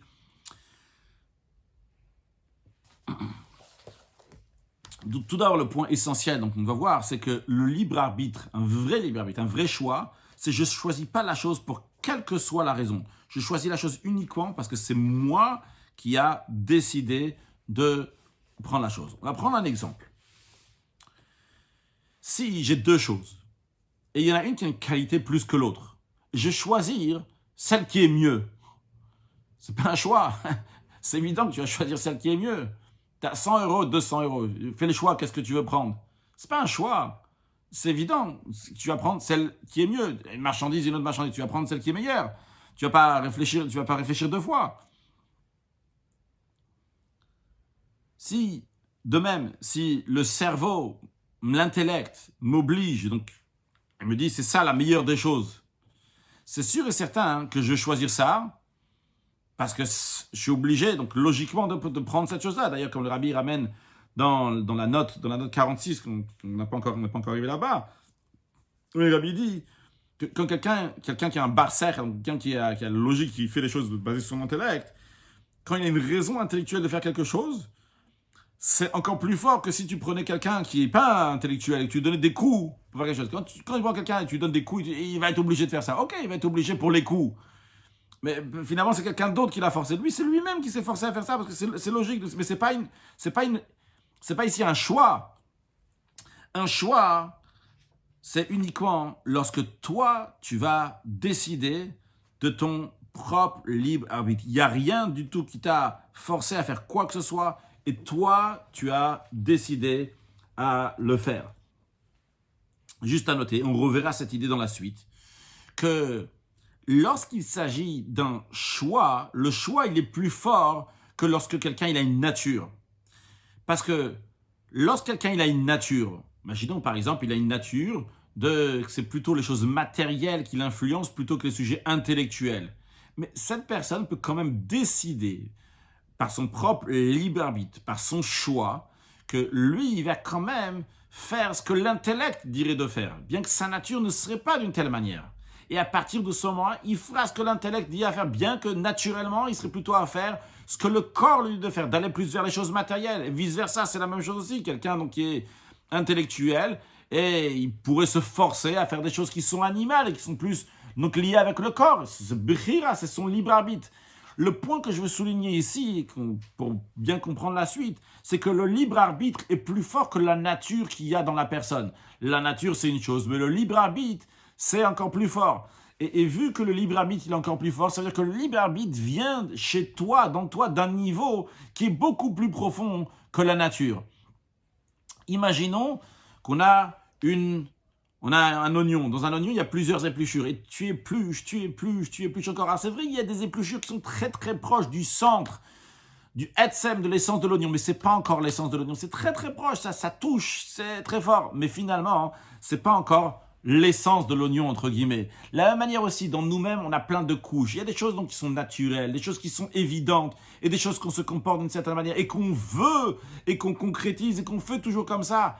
Mais finalement, ce n'est pas obligé que c'est le etzem, c'est l'essence. Par contre, lorsque quelqu'un décide de son libre arbitre de faire une certaine chose, ça, c'est son essence qui a décidé de faire, et bien là, la volonté sera plus forte que quoi qu'il arrive, que tout ce qui va arriver. Donc, lorsqu'il y a une volonté qui est naturelle, ça ne prend pas la personne entièrement jusqu'à son essence. En revanche, lorsque c'est une volonté qui a été décidée par le libre arbitre, c'est une volonté qui domine même la nature de la personne et qui est dans le niveau le plus profond de la personne. Maintenant, continuons sur le texte de la Sira. Suite à ce que le rabbi nous a dit, qu'on voit concrètement que lorsque quelqu'un il choisit quelque chose, eh bien cette volonté-là, elle est très très forte. Quand on dit très fort, encore plus, le rabbi souligne, à TV, le rabbi souligne, donc, encore plus que la volonté naturelle qu'il a envers quelque chose. Quelle est la raison, le rabbi nous dit? Parce que la nature de l'homme, c'est quoi? C'est les critères de ce qu'il est. Il a une certaine nature. En fonction de ça, va venir donc ses forces, son caractère, sa manière de qu'il va se comporter, etc. Lorsque quelqu'un veut quelque chose et c'est lié avec sa nature, alors cette volonté, elle est en fonction de la nature. Si naturellement lui veut très très très fortement cette chose-là, eh bien cette volonté va être très très forte. Mais encore une fois, comme on a souligné tout à l'heure, très très fort, mais lié par rapport donc à la nature. Combien il voudra. Mais en ce qui concerne donc la bechira, le vrai choix de la personne, ça vient de atzmuto, de l'essence même de la personne. L'essence de la personne, comme il est au-delà même de sa nature. Comme on vient de dire, que quelqu'un il peut faire un choix même qui est contre sa nature. Et comme le rabbi dit dans la parenthèse, car la vraie notion de bechira, de choix, c'est lorsqu'il n'y a aucune raison de choisir. Il n'a aucune tendance qui l'oblige à choisir cette chose-là. C'est-à-dire, ni que lui, il a envie de cette chose-là, ni cette chose-là l'attire dans les deux sens. C'est lui, de son propre libre arbitre, de son propre choix, il décide qu'il va prendre cette chose-là. Mais lorsqu'il choisit par rapport à sa nature, eh bien, ces cas-là, il est obligé de prendre ça. Comme on a dit tout à l'heure, si quelqu'un, tu lui demandes, tu veux telle marchandise ou une autre marchandise, cette marchandise elle est mieux, il va prendre la marchandise qui est mieux, c'est normal, c'est ce qu'il veut. Le rabbi nous dit, comme on voit dans le sujet de la bechira même, que l'homme il peut choisir quelque chose même qui est contre sa nature, et il a décidé de le prendre quand même, il a décidé de choisir. Donc, quand la personne elle a une volonté qui vient par rapport à la bechira, parce que lui l'a choisi, elle est encore plus forte. Pourquoi? Parce qu'elle vient du etzem, de l'essence même de la personne. Et d'ailleurs, comme le rabbi il ramène dans la note 47, donc du Rambam d'Ilchot Tshuva, et aussi bien donc de Shmona Prakim la Ram de l'Ikutei Torah, là-bas c'est expliqué que chacun il a le libre arbitre de faire qu'est-ce qu'il veut, quoi qu'il arrive, d'être un grand tzaddik ou bien d'être un rachat. Et dans Shmona Prakim la Rambam, le Rambam il dit qu'il n'y a personne qui peut dire que lui il est obligé de faire comme ça, obligé de faire comme ça. Il dit vrai, il y a des personnes qui ont une certaine nature qui va plus te pousser à ça, ou une certaine nature qui va le pousser à quelque chose d'autre, mais le choix sera entre ses mains. Et le Rambam dans Ilchot Tshuva, et le Admor HaZaken ramène aussi dans l'Ikutei Torah, donc ce qui est écrit dans la Torah dit En Adam haya ke'achad mimenu, que l'homme était comme ke'achad mimenu, comme un de lui, donc qui ressemble à Hachem. Il n'y a personne qui ressemble à la faculté que l'être humain il a, que lui il va savoir pour pouvoir décider le bon choix ou le contraire. Et l'Admor HaZaken explique dans l'Ikutei Torah, qui est dans la note 47, que ce libre arbitre-là, il a été pris d'un niveau qui est très très très très très haut. Donc dans l'idée, ce qu'on est en train d'expliquer ici, ça vient du hatz, donc de l'essence même de la personne. C'est ça donc qui se dévoile chez la personne lorsqu'il va faire un choix. Donc c'est l'essence même de la personne. Et c'est lié donc avec la bechira, le choix, le libre arbitre que nous avons, donc qui est quelque chose donc, qui est extraordinaire, qui est un niveau donc très très haut, très profond dans la personne. Maintenant, donc, nous avons parlé comment c'est chez nous, chez l'être humain. Encore une fois, l'idée elle est qu'il y a une volonté qui vient par rapport à notre nature, par rapport à ce qu'on veut, ce qu'on a l'habitude de vouloir, qui est donc lié avec nous-mêmes, ce qu'on appelle chez nous-mêmes ici, j'appellerais ça, et dans la suite ou ailleurs, c'est appelé des gilouim, donc le dévoilement de la personne, mais ce n'est pas l'essence de la personne. Et il y a, lorsque la personne elle fait son choix, ça vient de son etzem, ça vient de son essence, que lui-même, pas par rapport à quoi que ce soit, c'est lui qui a décidé. Lui a décidé, il a choisi telle et telle chose. Ça, c'est la bechira, ça vient du etzem, de l'essence même de la personne. Donc, jusqu'à là, on a parlé de l'être humain. Maintenant, à cette image-là, parlons de Dieu. Le rabbi nous dit, de même il en est là-haut, Kadosh Baruch Hu. La volonté et l'amour d'Akadosh Baruch Hu, Bnei Yisraël, vu qu'ils sont banim la makom, qui sont des enfants d'Hachem, et donc Hachem c'est notre Père, c'est comme une volonté et un amour d'un père en son fils. Vrai, c'est très profond. Vrai, c'est inchangeable.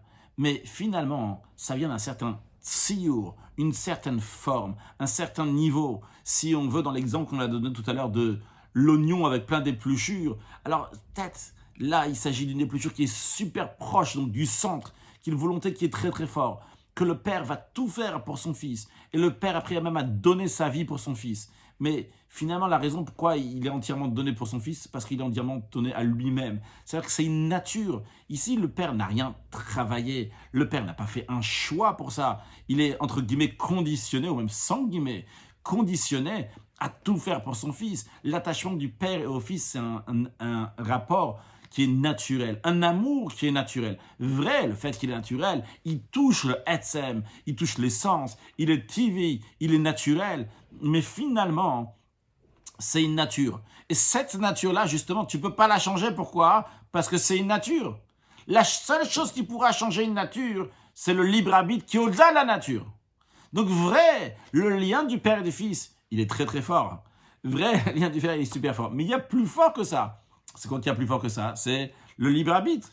Et c'est justement ce qui s'est passé au don de la Torah. Au don de la Torah, Dieu, il allait au-delà de ça. C'est juste qu'au moment du don de la Torah, vrai, il y avait un lien entre Dieu et le peuple juif, comme un père et un fils. Mais finalement, c'est un lien, comme dans les épluchures d'oignons, un lien même qui est très très fort, très proche du etzem de l'essence. Mais c'est pas encore l'essence.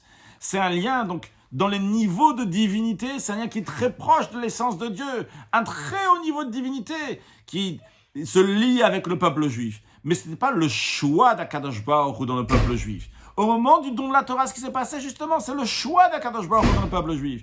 D'où vient ce choix? Il vient du etzem, de l'essence de celui qui choisit. En l'occurrence, si celui qui choisit, c'est qui? C'est Akadosh Baruch Hu. Akadosh Baruch Hu qui est au-delà. Au moment où il choisit, donc il est au-delà de quel que soit le niveau. Donc la volonté et le lien que Akadosh Baruch Hu a dévoilé au moment du don de la Torah avec les Juifs vient de l'essence du Juif qui est au-delà de tout critère. Il n'y a aucun critère qui existe ici. C'est le lien de Dieu avec le peuple juif, même pas en tant que père et fils. Quand c'est un lien de père et fils, eh bien, c'est dans la note 51, on va revenir après sur les autres notes. Donc 51, le rabbi dit bien que l'amour du père et de fils, c'est une ava atzmit. C'est un lien donc qui est lié avec l'essence même. Mais le rabbi dit finalement, vu que c'est une ava tivit, c'est un amour qui est naturel, donc cet amour-là est lié avec sa nature et non pas par rapport à son essence. Et encore une fois, tant que c'est pas l'essence, mais c'est la nature, eh bien, la nature, elle est conditionnée, elle ne peut pas changer, elle n'a pas assez fort du etzem, de l'essence. L'essence, il est encore plus fort que la nature. La preuve, c'est que le etzem, l'essence, peut faire un choix, même qui est contre la nature. Donc ici, Akadosh Baruch Hu a choisi les Bnei Israël, donc il vient d'un niveau qui est extrêmement haut, donc est beaucoup plus haut que tout ce qu'il y a, donc tout ce qu'il y avait jusqu'à présent, le lien de Bnei Israël avec Akadosh Baruch Hu, qui était seulement un lien de père et de fils. Dans la note 48, le rabbi donc, est encore en train de parler donc, du lien qui est entre le père et le fils, qui était le lien de Dieu avec le peuple juif avant le don de la Torah, qui a un certain tsiou, un certain niveau, certains critères. Le rabbi nous dit, à noter, voyons ce qui est écrit dans le Tanya au début, dans le chapitre 2, il y a écrit là-bas que Moshe ben nimshach mimo achav, de la même manière que le fils vient du cerveau du père, de la même manière, le neshama de Bnei Israël vient de marshavto vechormato, de la pensée, de la sagesse d'Akadosh Baruch Hu. Ça veut dire que les Bnei Israël viennent aussi d'un certain niveau de Akadosh Baruch Hu. Vrai, un niveau qui est le moach, qui est le cerveau, marshavto, chormato d'Akadosh Baruch Hu. Vrai, le père, il vient donc du moachav, donc du cerveau du père, le cerveau du père, donc qui donne cette goutte dans laquelle il y a tout le etzem, toute l'essence du père, mais finalement, il y a un certain niveau qui est là. Donc vrai, la neshama des juifs, c'est le fils d'Akadosh Baruch Hu, mais c'est un certain niveau tant que c'est le fils. Et d'ailleurs, c'est pas développé ici dans cette sikha, mais c'est lié avec ce qu'on a dit avant aussi, que Banu Bacharta, tu nous as choisi, le rabbi donc notait dans une des notes, de regarder dans ce qui est écrit dans le Tanya Perek Memtet, dans la note 39, voir ce qui est écrit dans le Tanya Perek Memtet. Là-bas, l'Admor HaZaken dit que Banu Bacharta, à nous, tu nous as choisi. C'est quoi, nous, tu nous as choisi? Ou Agoufa Gashmi, la balade Moraza Kennedy. C'est le corps matériel qui ressemble extérieurement au corps des nations. Et Dieu l'a choisi, ce qui rejoint ce que nous avons dit tout à l'heure. Que lorsque c'est arrivé Matan Torah, Dieu n'a pas choisi les Juifs en tant que fils. La Neshama des Juifs, c'est le fils de Dieu. Mais Akadosh Baruch Hu a choisi le corps du Juif. Et quel est le chidouche ici? Le chidouche, il est que le corps du juif et le corps du non-juif sont exactement le même corps. Si Dieu devait choisir l'âme du juif, il n'y a pas de choix ici. Le goy n'a pas ce chelek elokam imal mamash. Le non-juif n'a pas cette parcelle de Dieu que le juif il a. Ce chelek elokam imal mamash, cette parcelle de Dieu, cette neshama est exceptionnelle pour le juif. Si Hachem va choisir le juif parce qu'il a une neshama, c'est pas un choix. Parce que si tu choisis une boîte qui est vide, si tu as le choix entre une boîte qui est vide et une boîte qui est remplie, tu vas choisir la boîte remplie pour ce qu'il y a à l'intérieur, c'est pas un choix, c'est une évidence, elle a quelque chose de plus. Si Dieu va choisir le Bnei Israël parce qu'ils ont une neshama, une âme, c'est évident qu'il y a un plus, c'est pas un choix ici. Dieu a choisi le corps du juif. Donc c'est expliqué ailleurs, donc Chassidut c'est pas ramené ici dans cette sikha clairement, mais que Akadosh Baruch Hu, donc il avait jusqu'à présent, jusqu'à le don de la Torah, ce qui était banim la Hachem, on était les enfants d'Hachem, en tant que notre âme était liée avec Hachem, on était les enfants d'Hachem, mais à partir de Matan Torah, le corps a été choisi. Et le choix dans le corps, c'est deux choses qui sont exactement la même chose. Donc je reviens au milieu de la note 48. Donc le rabbi nous dit, donc le fils vient du cerveau du père. J'ai rajouté donc cette différence entre le neshama, le gouffre, qui est expliqué ailleurs dans Chassidut. Le rabbi dit, à noter de ce que nos sages disent, etc., Yonat Elem, Tosadi Buramat, Rashi, etc., que Bra Rak Kradeavu, que le fils, c'est uniquement le genou du père. C'est vrai, il est le père, mais il n'est pas entièrement le père. Et dans l'Écoute Torah, c'est expliqué, c'est quoi ce Kradeavu, ce genou-là, Aïnou, c'est le Nefesh Elokit, Nefesh, il me semble que c'est Nefesh ici, Nefesh Elokit qu'il faut dire. Dans tous les cas, c'est l'âme qui est entièrement unie avec Kadosh Baruch. Pardon, peut-être c'est Netzach Hod Yesod, peut-être je me trompe, je ne sais pas, je ne suis pas sûr sur le Rashi Tevot. Donc, en tous les cas, c'est le lien, c'est le logique de ce Netzach Hod Yesod, donc c'est les parties inférieures, donc pas les parties supérieures. Donc, en tous les cas, on voit ici, donc jusqu'à présent, dans la première partie, donc dans notre 48, on est encore en train de parler donc des Juifs comme ils sont les enfants d'Hachem, qui sont seulement les enfants d'Hachem, ils ne sont pas entièrement unis avec Akadosh Baruch Hu, dans le sens, ça vient du Mohar, ça vient de Marshava, de Chochma, c'est pas encore l'essence. En revanche, dans la note 49, on est déjà dans la partie dans laquelle on parle qu'au monde Matan Torah, Dieu a choisi le peuple juif, et la Bechira vient du Etz, de l'essence d'Akadosh Baruch Hu. Le Rabbi nous dit dans la note 49, à noter de Shar et Ora dans la Hagdama. Donc, Shar et Ora, donc un livre qui a été écrit donc, par l'Admour Emtsaï, Rabbi Dover. Là-bas, il explique, donc, tout au début, il explique qu'il y a deux sortes de Messirut Nefesh.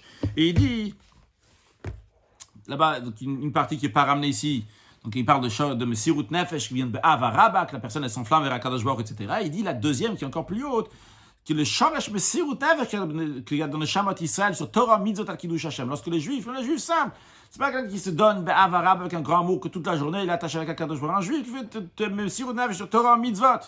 Il dit d'où ça vient?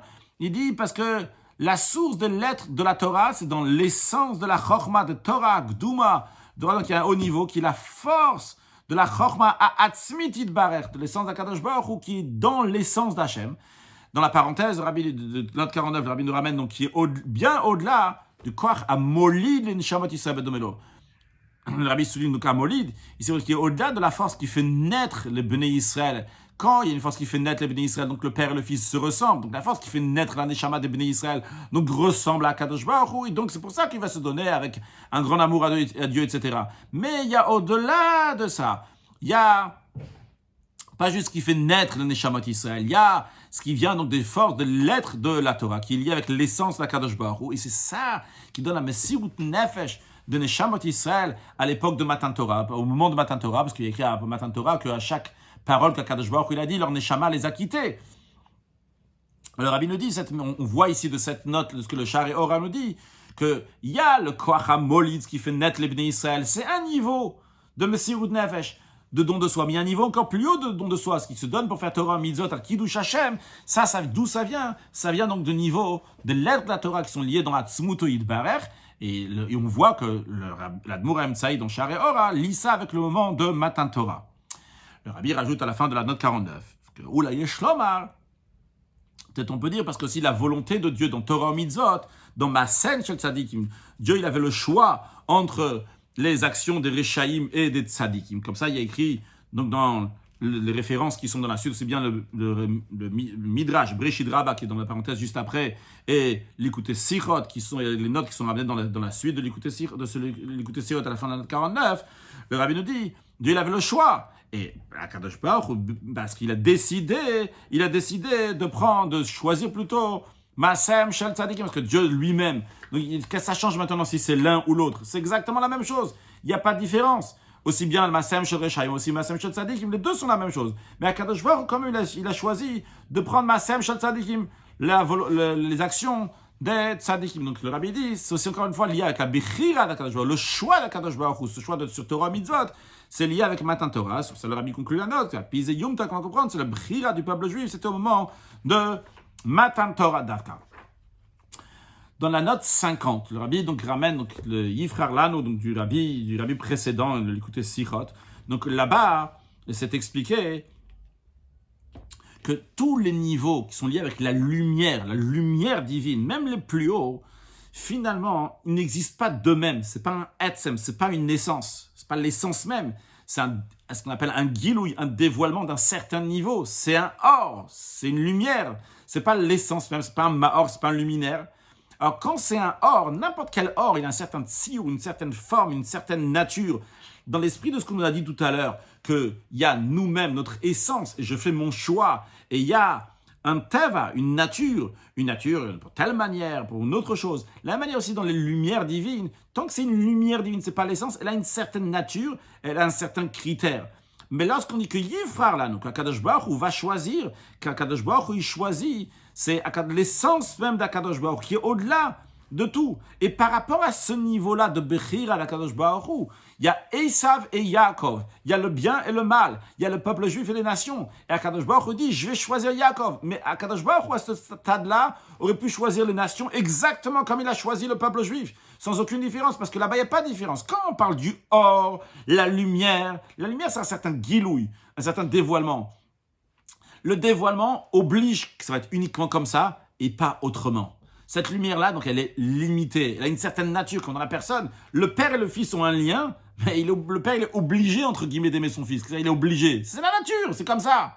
C'est pas un choix, il n'a pas choisi d'aimer son fils. C'est naturel. C'est obligé que ça soit comme ça. C'est pas comme la Bechira qui prend son choix. Alors, la même chose aussi, quand on parle qu'Akadosh Baruch Hu a choisi le peuple juif, la Bechira de Dieu, ce n'est pas d'un niveau de divinité. Encore une fois, on a dit un niveau de divinité, c'est lié le fait que le juif, il est lié avec Akadosh, c'est un Neshama, il est lié avec Akadosh Baruch Hu, les juifs sont le fils d'Akadosh Baruch Hu, c'est un niveau de divinité, même un niveau très très haut, mais un niveau. L'essence même d'Akadosh Baruch Hu, le Etzem, donc, a fait le choix de choisir le peuple juif. Continuons dans la Sira. Cette particularité a fait le lien des Bnei Israël aussi différent. Jusqu'à présent, on a parlé qui s'est passé à Matan Torah par rapport à Dieu. Qu'est-ce que Dieu, il a choisi à Matan Torah? Il a choisi les Juifs. C'est un plus par rapport à ce qu'il y avait avant. Mais qu'est-ce qui s'est passé du côté des Juifs? Dans Seif, on a dit, il y a 2 points à Matan Torah. La Bechira de Dieu, le choix de Dieu. Un deuxième point, qu'on est devenu serviteur de Dieu. Maintenant, le Rabbi nous explique c'est quoi le deuxième point. Le deuxième point qui dépend aussi du premier point. Le Rabbi nous dit que cette particularité, donc l'attachement des Bnei Israël avec Akadosh Baruch Hu après Matan Torah, que cet attachement-là, donc de Dieu envers nous, ne va pas être juste par rapport à la nature, par rapport au tziour, par rapport à la forme, par rapport au gilouim, par rapport à la lumière, mais ça va venir donc pas par rapport à un niveau très haut de divinité, mais par rapport à l'essence même de Dieu qui s'attache à nous. Eh bien, de notre côté aussi, on est devenus les serviteurs d'Akadosh Baruch Hu. D'ailleurs, dans la note 52, le Rabbi nous dit, ça qui est écrit, Yifrar lanu et Geon Yaakov, qui va choisir l'expression qui dit dans le verset, c'est Yaakov, et non pas Israël. Le peuple juif peut être appelé aussi Yaakov. Et Israël, pourquoi il dit là-bas Yifrar, il va choisir Yaakov? Pourquoi? Parce que Israël, dans le juif même, il y a 2 facettes, il y a 2 manières comment on s'exprime donc son attachement à Kadosh Baruch Hu. Il y a la manière qui est Ben, quand c'est un enfant d'Hachem, le fils de Dieu. Il y a une manière quand c'est le serviteur de Dieu. Et lorsque le fils de Dieu, ça le juif il est appelé Israël, on voit ici de manière claire et nette, très haute, donc cet attachement avec Akadosh Baruch Hu, c'est un Ben. Mais il y a lorsque Yaakov, Avd, il est le serviteur, il se soumet totalement à Akadosh Baruch Hu ici, et là il est appelé Yaakov Avdi, Yaakov le serviteur. Et c'est ça qu'il choisit ici, ce qui s'est passé à Matan Torah, Yifrar et Yaakov, il va choisir Yaakov, donc il va choisir le serviteur, que le peuple juif est devenu serviteur à Akadosh Baruch Hu. Et comme c'est expliqué dans Hemsher Tavresh Samervav, C'est une série de discours chassidiques du 5e rabbi de Chabad, le rabbi Rachab, de l'année Tavresh Samervav. C'est expliqué là-bas la différence entre le niveau de fils et le niveau de serviteur, dans le service de Dieu, qu'est-ce que ça représente. Quand on dit un fils, la manière de servir Dieu, il sert Dieu de manière naturelle. De la même manière que le fils, naturellement, il est attiré vers son père, il a un grand amour envers son père, et il va servir son père comme il faut, etc. De la même manière aussi, les âmes divines qui sont appelées Banim, les fils d'Hachem, c'est que chez ces âmes divines, naturellement, ils sont attirés vers Hachem, ils ont une flamme de feu, de Avarab, de grand amour, de servir à Kadosh Baruch Hu, etc. Mais c'est pas un travail qui vient d'eux-mêmes. C'est pas eux qui ont fait ce choix-là. Donc c'est pas appelé une avoda, c'est pas appelé un travail, c'est pas appelé un service de Dieu lorsque tu es en train de faire donc des choses parce que c'est ta nature. Tu n'es pas en train de servir. Le père qui aime son fils, si on revient à l'exemple qu'on a dit tout à l'heure, le père qui aime son fils, il n'est pas en train de se travailler pour aimer son fils. C'est normal qu'il aime son fils. Quand quelqu'un a une certaine nature, il n'est pas en train de se travailler pour faire ça, même s'il fait que des bonnes choses. Mais finalement, donc, c'est une nature qui existe déjà dans lui-même. Donc lorsque quelqu'un, il a cette neshama, cette âme qui est au niveau de ben, donc d'enfant d'Hachem, et il sert à Kadosh Baruch Hu, c'est pas un eved, c'est pas un serviteur, parce qu'ici il n'y a pas de avoda, il n'y a pas de travail, c'est naturel ce qu'il est en train de faire. En revanche, la avodat eved, le travail d'un serviteur, quand un serviteur, ça c'est pas quelque chose qui est naturel, c'est pas sa nature, au contraire. C'est le contraire de la nature d'un serviteur. Seulement quoi? Le serviteur, de son propre gré, il a décidé, je me donne totalement à mon maître, je veux le servir, jusqu'à qu'il n'a plus de propre existence. Il n'est pas une existence en lui-même. Toute son existence, c'est uniquement l'existence du maître. Et ça, c'est ce qui est passé à Matan Torah. Les Juifs se sont donnés à Hachem, qu'on a donné tout à Hachem. Quand on dit on a tout donné à Hachem, jusqu'au dernier cheveu, quand on dit dernier cheveu ici, c'est surtout pour dire que même le Koach HaBechir, à la force du libre arbitre, ça aussi on l'a donné à Kadosh Baruch Hu dorénavant. C'est entièrement donné à Kadosh Baruch Hu. Dans la note 55, le rabbi nous dit, ça aussi qu'on voit que dans les temps futurs, va se dévoiler à chaque juif, le Nachadouar des Boré. Car à savoir, il y a deux sortes de Nachadouar de satisfaction. Il y a celle du Boré, du créateur, il y a celle de la créature. Celle de la créature, la Neshama aussi est une créature. Et en effet, la Neshama a un Nachadouar, une satisfaction lorsqu'elle monte dans le Gan Eden, dans le paradis après 120 ans. Et là-bas, elle a un plaisir, donc des mitzvot qui ont été faits, qui ont amené une grande lumière divine, et la Neshama va profiter de ça. Eh bien, c'est extraordinaire, elle va profiter. Mais qui est-ce qui est en train de profiter ici? C'est l'âme qui est en train de profiter, la Neshama qui en profite. Mais il y a un autre plaisir, une autre satisfaction, celle de Kadosh Baruch Hu, du Créateur. La satisfaction du Créateur, c'est Gilouya Atzmut Mamash, c'est le dévoilement de l'essence d'Akadosh Baruch Hu. Dans les temps futurs, va se dévoiler à chaque juif. Ce Atzmut, l'essence d'Akadosh Baruch Hu va se dévoiler, cette satisfaction de Dieu va se dévoiler à chaque juif. Mais le rabbi nous dit, comment va se dévoiler cette satisfaction de Dieu à nous, aux juifs, dans les temps futurs? C'est pas par le travail de Ben, c'est essentiellement par le travail de Eved, d'un serviteur. Dans ça même, un Eved Pachout, il y a le Eved Neman, un serviteur qui est fidèle, il a comme sa petite Metsiout, son existence, et il est très fidèle, à la qu'on arrive à ce niveau-là, mais il a sa satisfaction aussi à lui. Le Eved Pachout, que l'essentiel, la Bible dans la parenthèse, c'est expliqué dans Hamshir Tavresh Samervav, que la vraie satisfaction d'Akadosh Baruch Hu, l'essentiel, la satisfaction de Dieu, c'est du travail d'un Eved Pachout, d'un simple serviteur. Parce que le simple serviteur, toute son existence, c'est uniquement l'existence du maître. Il n'a pas de satisfaction pour lui-même. La satisfaction du serviteur, c'est quoi? C'est lorsqu'il y a une satisfaction de son maître. En l'occurrence, quand est-ce que le juif va être satisfait? Lorsque Dieu, il est satisfait.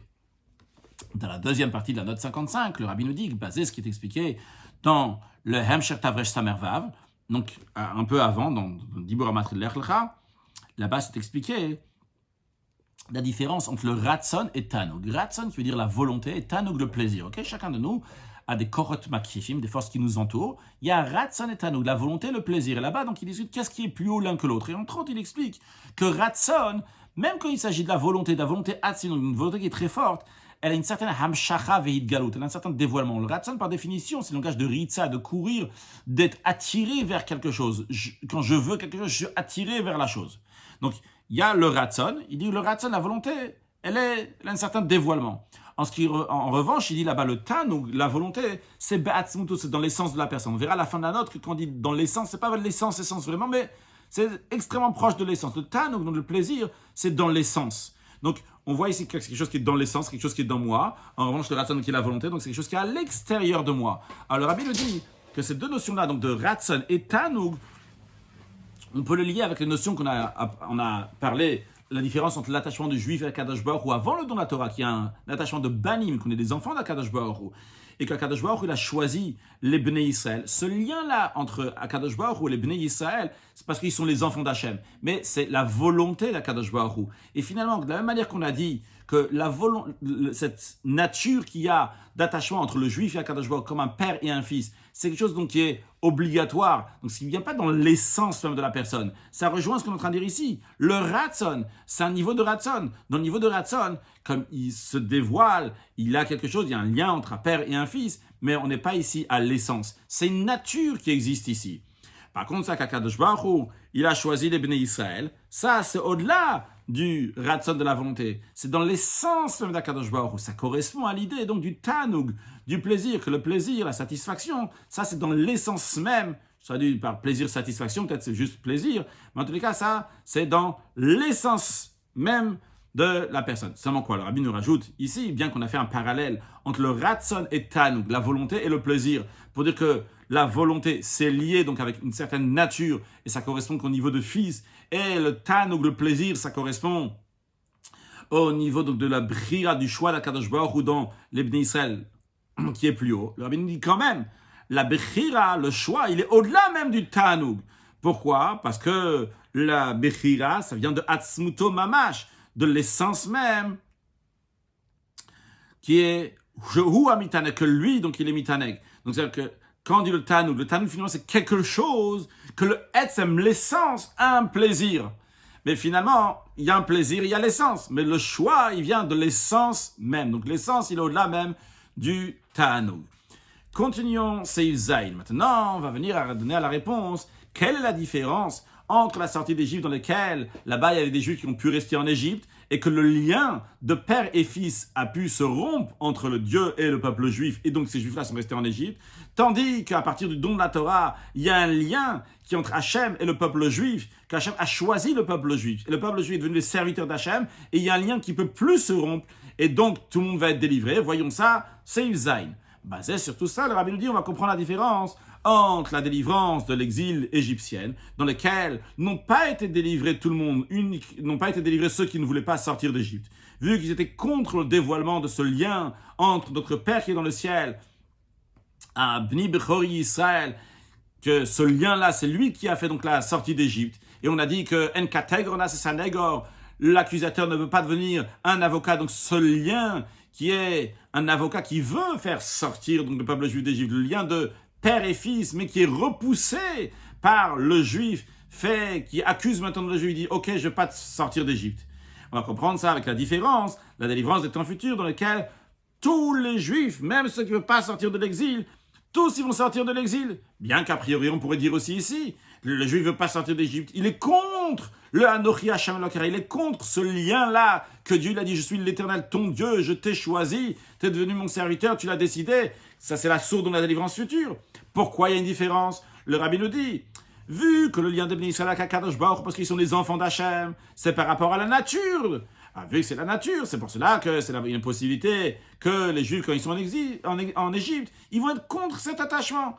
Comment ils peuvent être contre? C'est très fort l'attachement d'un père et un fils. Il y a quelque chose qui est encore plus fort. L'attachement d'un père et un fils, c'est un attachement qui est naturel, vrai, une volonté naturelle, une volonté qui est très très forte, qui est très proche du Etzem, de l'essence. Mais finalement, c'est encore une certaine volonté, mais c'est sa nature. Il y a quelque chose qui est plus fort. C'est quoi qui est plus fort? C'est Bchira Chofshit, le libre arbitre de choisir, vu que ce libre arbitre vient de l'essence même de l'homme. Cette essence-là, il est au-delà de tous les critères qu'il peut y avoir dans la nature. C'est la raison pour laquelle que du moment où ces Juifs-là se sont rebellés, étaient contre cet attachement-là de père et fils, eh bien, ils ne sont pas sortis d'Égypte. Ils ont le libre arbitre de choisir. Et comme le Rabbi ramène dans la note 56, que nous avons déjà dit tout à l'heure dans la note 47, dont on ramenait du Likutei Torah et du Rambam, que la Bechira, le libre arbitre chez l'homme, c'est parce que l'homme, il est unique, il laisse ressemblance à Kadosh Baruch Hu, et donc Kadosh Baruch Hu fait son choix. De la même manière aussi le juif, peut faire son choix. Il n'y a personne qui va l'empêcher. Il a, dans l'expression du Ram, là-bas, cette personne va l'empêcher d'être un tzaddik ou le contraire, mais dans l'idée qu'on est en train de dire ici, il n'y a personne qui l'empêche de dire, c'est vrai, Akadosh Baruch Hu, tu as décidé que tu es mon père, je suis ton fils, mais moi, je ne suis pas intéressé par ça, j'ai mon libre arbitre. Donc, et le libre arbitre, donc, tu n'es pas limité à quoi que ce soit, même au lien de père et fils, qui peut être enlevé par la Bechira, par le libre arbitre. Donc ça, c'était avant le don de la Torah, quand ils étaient en Égypte. Mais après Matan Torah, lorsqu'Akadosh Baruch Hu, il a choisi donc les Bnei Israël au moment du don de la Torah, que ce lien-là, il est par rapport au libre arbitre. Akadosh Baruch Hu, il a choisi par rapport au Bechira. C'est un choix qu'Akadosh Baruch Hu, il a fait. Ce choix-là, d'où il vient de l'essence d'Akadosh Baruch Hu. Ah, et à ce moment-là, ça a fait que aussi les Bnei Israël, de leur côté, se sont attachés à Akadosh Baruch Hu dans toute leur essence. Et donc, toute l'existence du juif est attachée à Hachem. Et à partir de ce moment-là, le juif ne peut pas être contre cet attachement. Ah, et a priori, dans la note 57, on pourrait demander à qui pourront voir que le juif peut être contre ce lien-là. On a vu avant que le juif dit donc, il est contre Kippour, et ce dévoilement-là n'est pas attaché à Kadosh Baruch Hu. Le rabbi dit, ça c'est uniquement temporairement. Et sur ça même, il a le libre arbitre. Mais en ce qui concerne les temps futurs, la venue de Mashiach, ça c'est toute la notion de Bechira qui s'est fait au moment de Matan Torah, que le Yidach, Menu Nidach, qu'il n'y a aucun individu qui sera repoussé éternellement. Il est repoussé temporairement, mais pas éternellement. Le Yidach, il sera pas repoussé. Le rabbi nous dit pourquoi c'est comme ça. Parce que dans l'essence du juif, il choisit Akadosh Baruch Hu. Et ce choix-là, il est extrêmement fort. Comme le rabbi rajoute dans la note 58, Otzot, encore plus de ça, vu que la volonté dans la divinité, c'est par rapport à son choix, non pas parce que c'est la nature du juif, par rapport à son choix, eh bien, par cette bechira, par ce choix-là, eh bien, tout ce qui est contre la divinité, tout ce qui n'est pas matin, qui ne correspond pas à la divinité, c'est complètement mouchlal ou moufar, ça n'existe pas du tout, totalement chez ce juif-là. Le rabbi l'explique. Lorsque quelqu'un, il est contre le mal parce que ça ne correspond pas à sa metsiout, à sa propre existence, alors il y a ici une certaine discussion, si on peut dire, entre le mal et le bien. En fonction de combien de bien que la personne est là, elle va repousser ce mal. Et c'est en fonction de combien cette chose-là, elle est mauvaise, qui va repousser ça. Donc c'est comme le lien entre le père et le fils. Et un juif, il a ce lien-là, la neshama du juif. Et là, une volonté naturelle d'être le fils d'Akadosh Baruch Hu. Il y a une raison ici, donc le fils d'Akadosh Baruch Hu. Donc, tout ce qui est le contraire de la volonté d'Akadosh Baruch Hu, elle va s'éloigner de cela. Mais pourquoi elle va s'éloigner? Parce que c'est naturel, la neshama ne veut pas ça. Il y a un hecher, il y a un tsiur ici, il y a une certaine forme. Donc vu qu'il y a une certaine forme, il y a une certaine limite. En revanche, lorsque la personne, elle décide de détacher de toute chose qui est mauvaise, parce que c'est son libre arbitre, lui il a choisi le bien, il a choisi Akadosh Baruch Hu, eh bien, quand il veut, donc Akadosh Baruch Hu, donc ce qu'il ne veut pas, le mal, c'est complètement déconnecté. C'est-à-dire que quand on est en train de mesurer quelque chose en fonction de combien de nature j'ai, combien de volonté j'ai, eh bien, par rapport à ça, donc, vu que c'est pas mon etzem, c'est seulement des gilouilles, des dévoilements de moi-même, des niveaux qui sont dans moi-même, alors le service de Dieu va être d'une certaine manière comment je vais repousser le mal. En revanche, lorsque c'est mon etzem, mon essence même, l'essence du juif qui a choisi Akadosh Baruch Hu, à ce moment-là, on a entièrement donné à Akadosh Baruch Hu. Vu qu'il est entièrement donné à Akadosh Baruch Hu, le mal, il est complètement il est entièrement repoussé. Continuons dans le texte de la Sikha. Le rabbi dit, ça que Bechitzoniu, de manière extérieure, il ne veut pas sortir de l'exil. Il dit, il ne veut pas sortir de l'exil. Le rabbi dit, ça du moment de Matan Torah, quand quelqu'un il dit, il ne veut pas sortir de l'exil, c'est le contraire de son vrai choix, Hatzvid, et son essence. Et comme le rabbi ramène dans la note 59, du Rambam, que le Rambam, il dit là-bas, il parle de quelqu'un qui doit divorcer, qui ne veut pas divorcer, qu'on le force, même avec des coups, jusqu'à qu'il va dire qu'il veut divorcer. A priori, le divorce doit se faire par son propre gré. Là, c'est les coups qui ont fait, a priori, qu'il a dit « je veux divorcer ». Alors le Rambam dit non, c'est pas les coups qui ont fait ça. C'est la vérité qui a jailli. Le Rambam là-bas, il dit qu'il lorsqu'il était frappé, jusqu'à que ses forces sont affaiblies, et il a dit « je veux », eh bien, à ce moment-là, c'est sa vraie volonté. Parce que c'est la vraie volonté. Le Rambam, dans la loi de Girushin, il nous dit que la vraie volonté d'un juif, c'est de faire la volonté d'Akadosh Baruch Hu. Et le rabbi conclut la sikha, c'est la raison pour laquelle que finalement va se dévoiler le vrai libre arbitre, le vrai choix du juif, qui va choisir Hachem, le Chelkol Goralo, il va choisir Hachem pour sa part, pour son sort, et pas seulement de manière cachée, de manière intérieure, mais de manière dévoilée.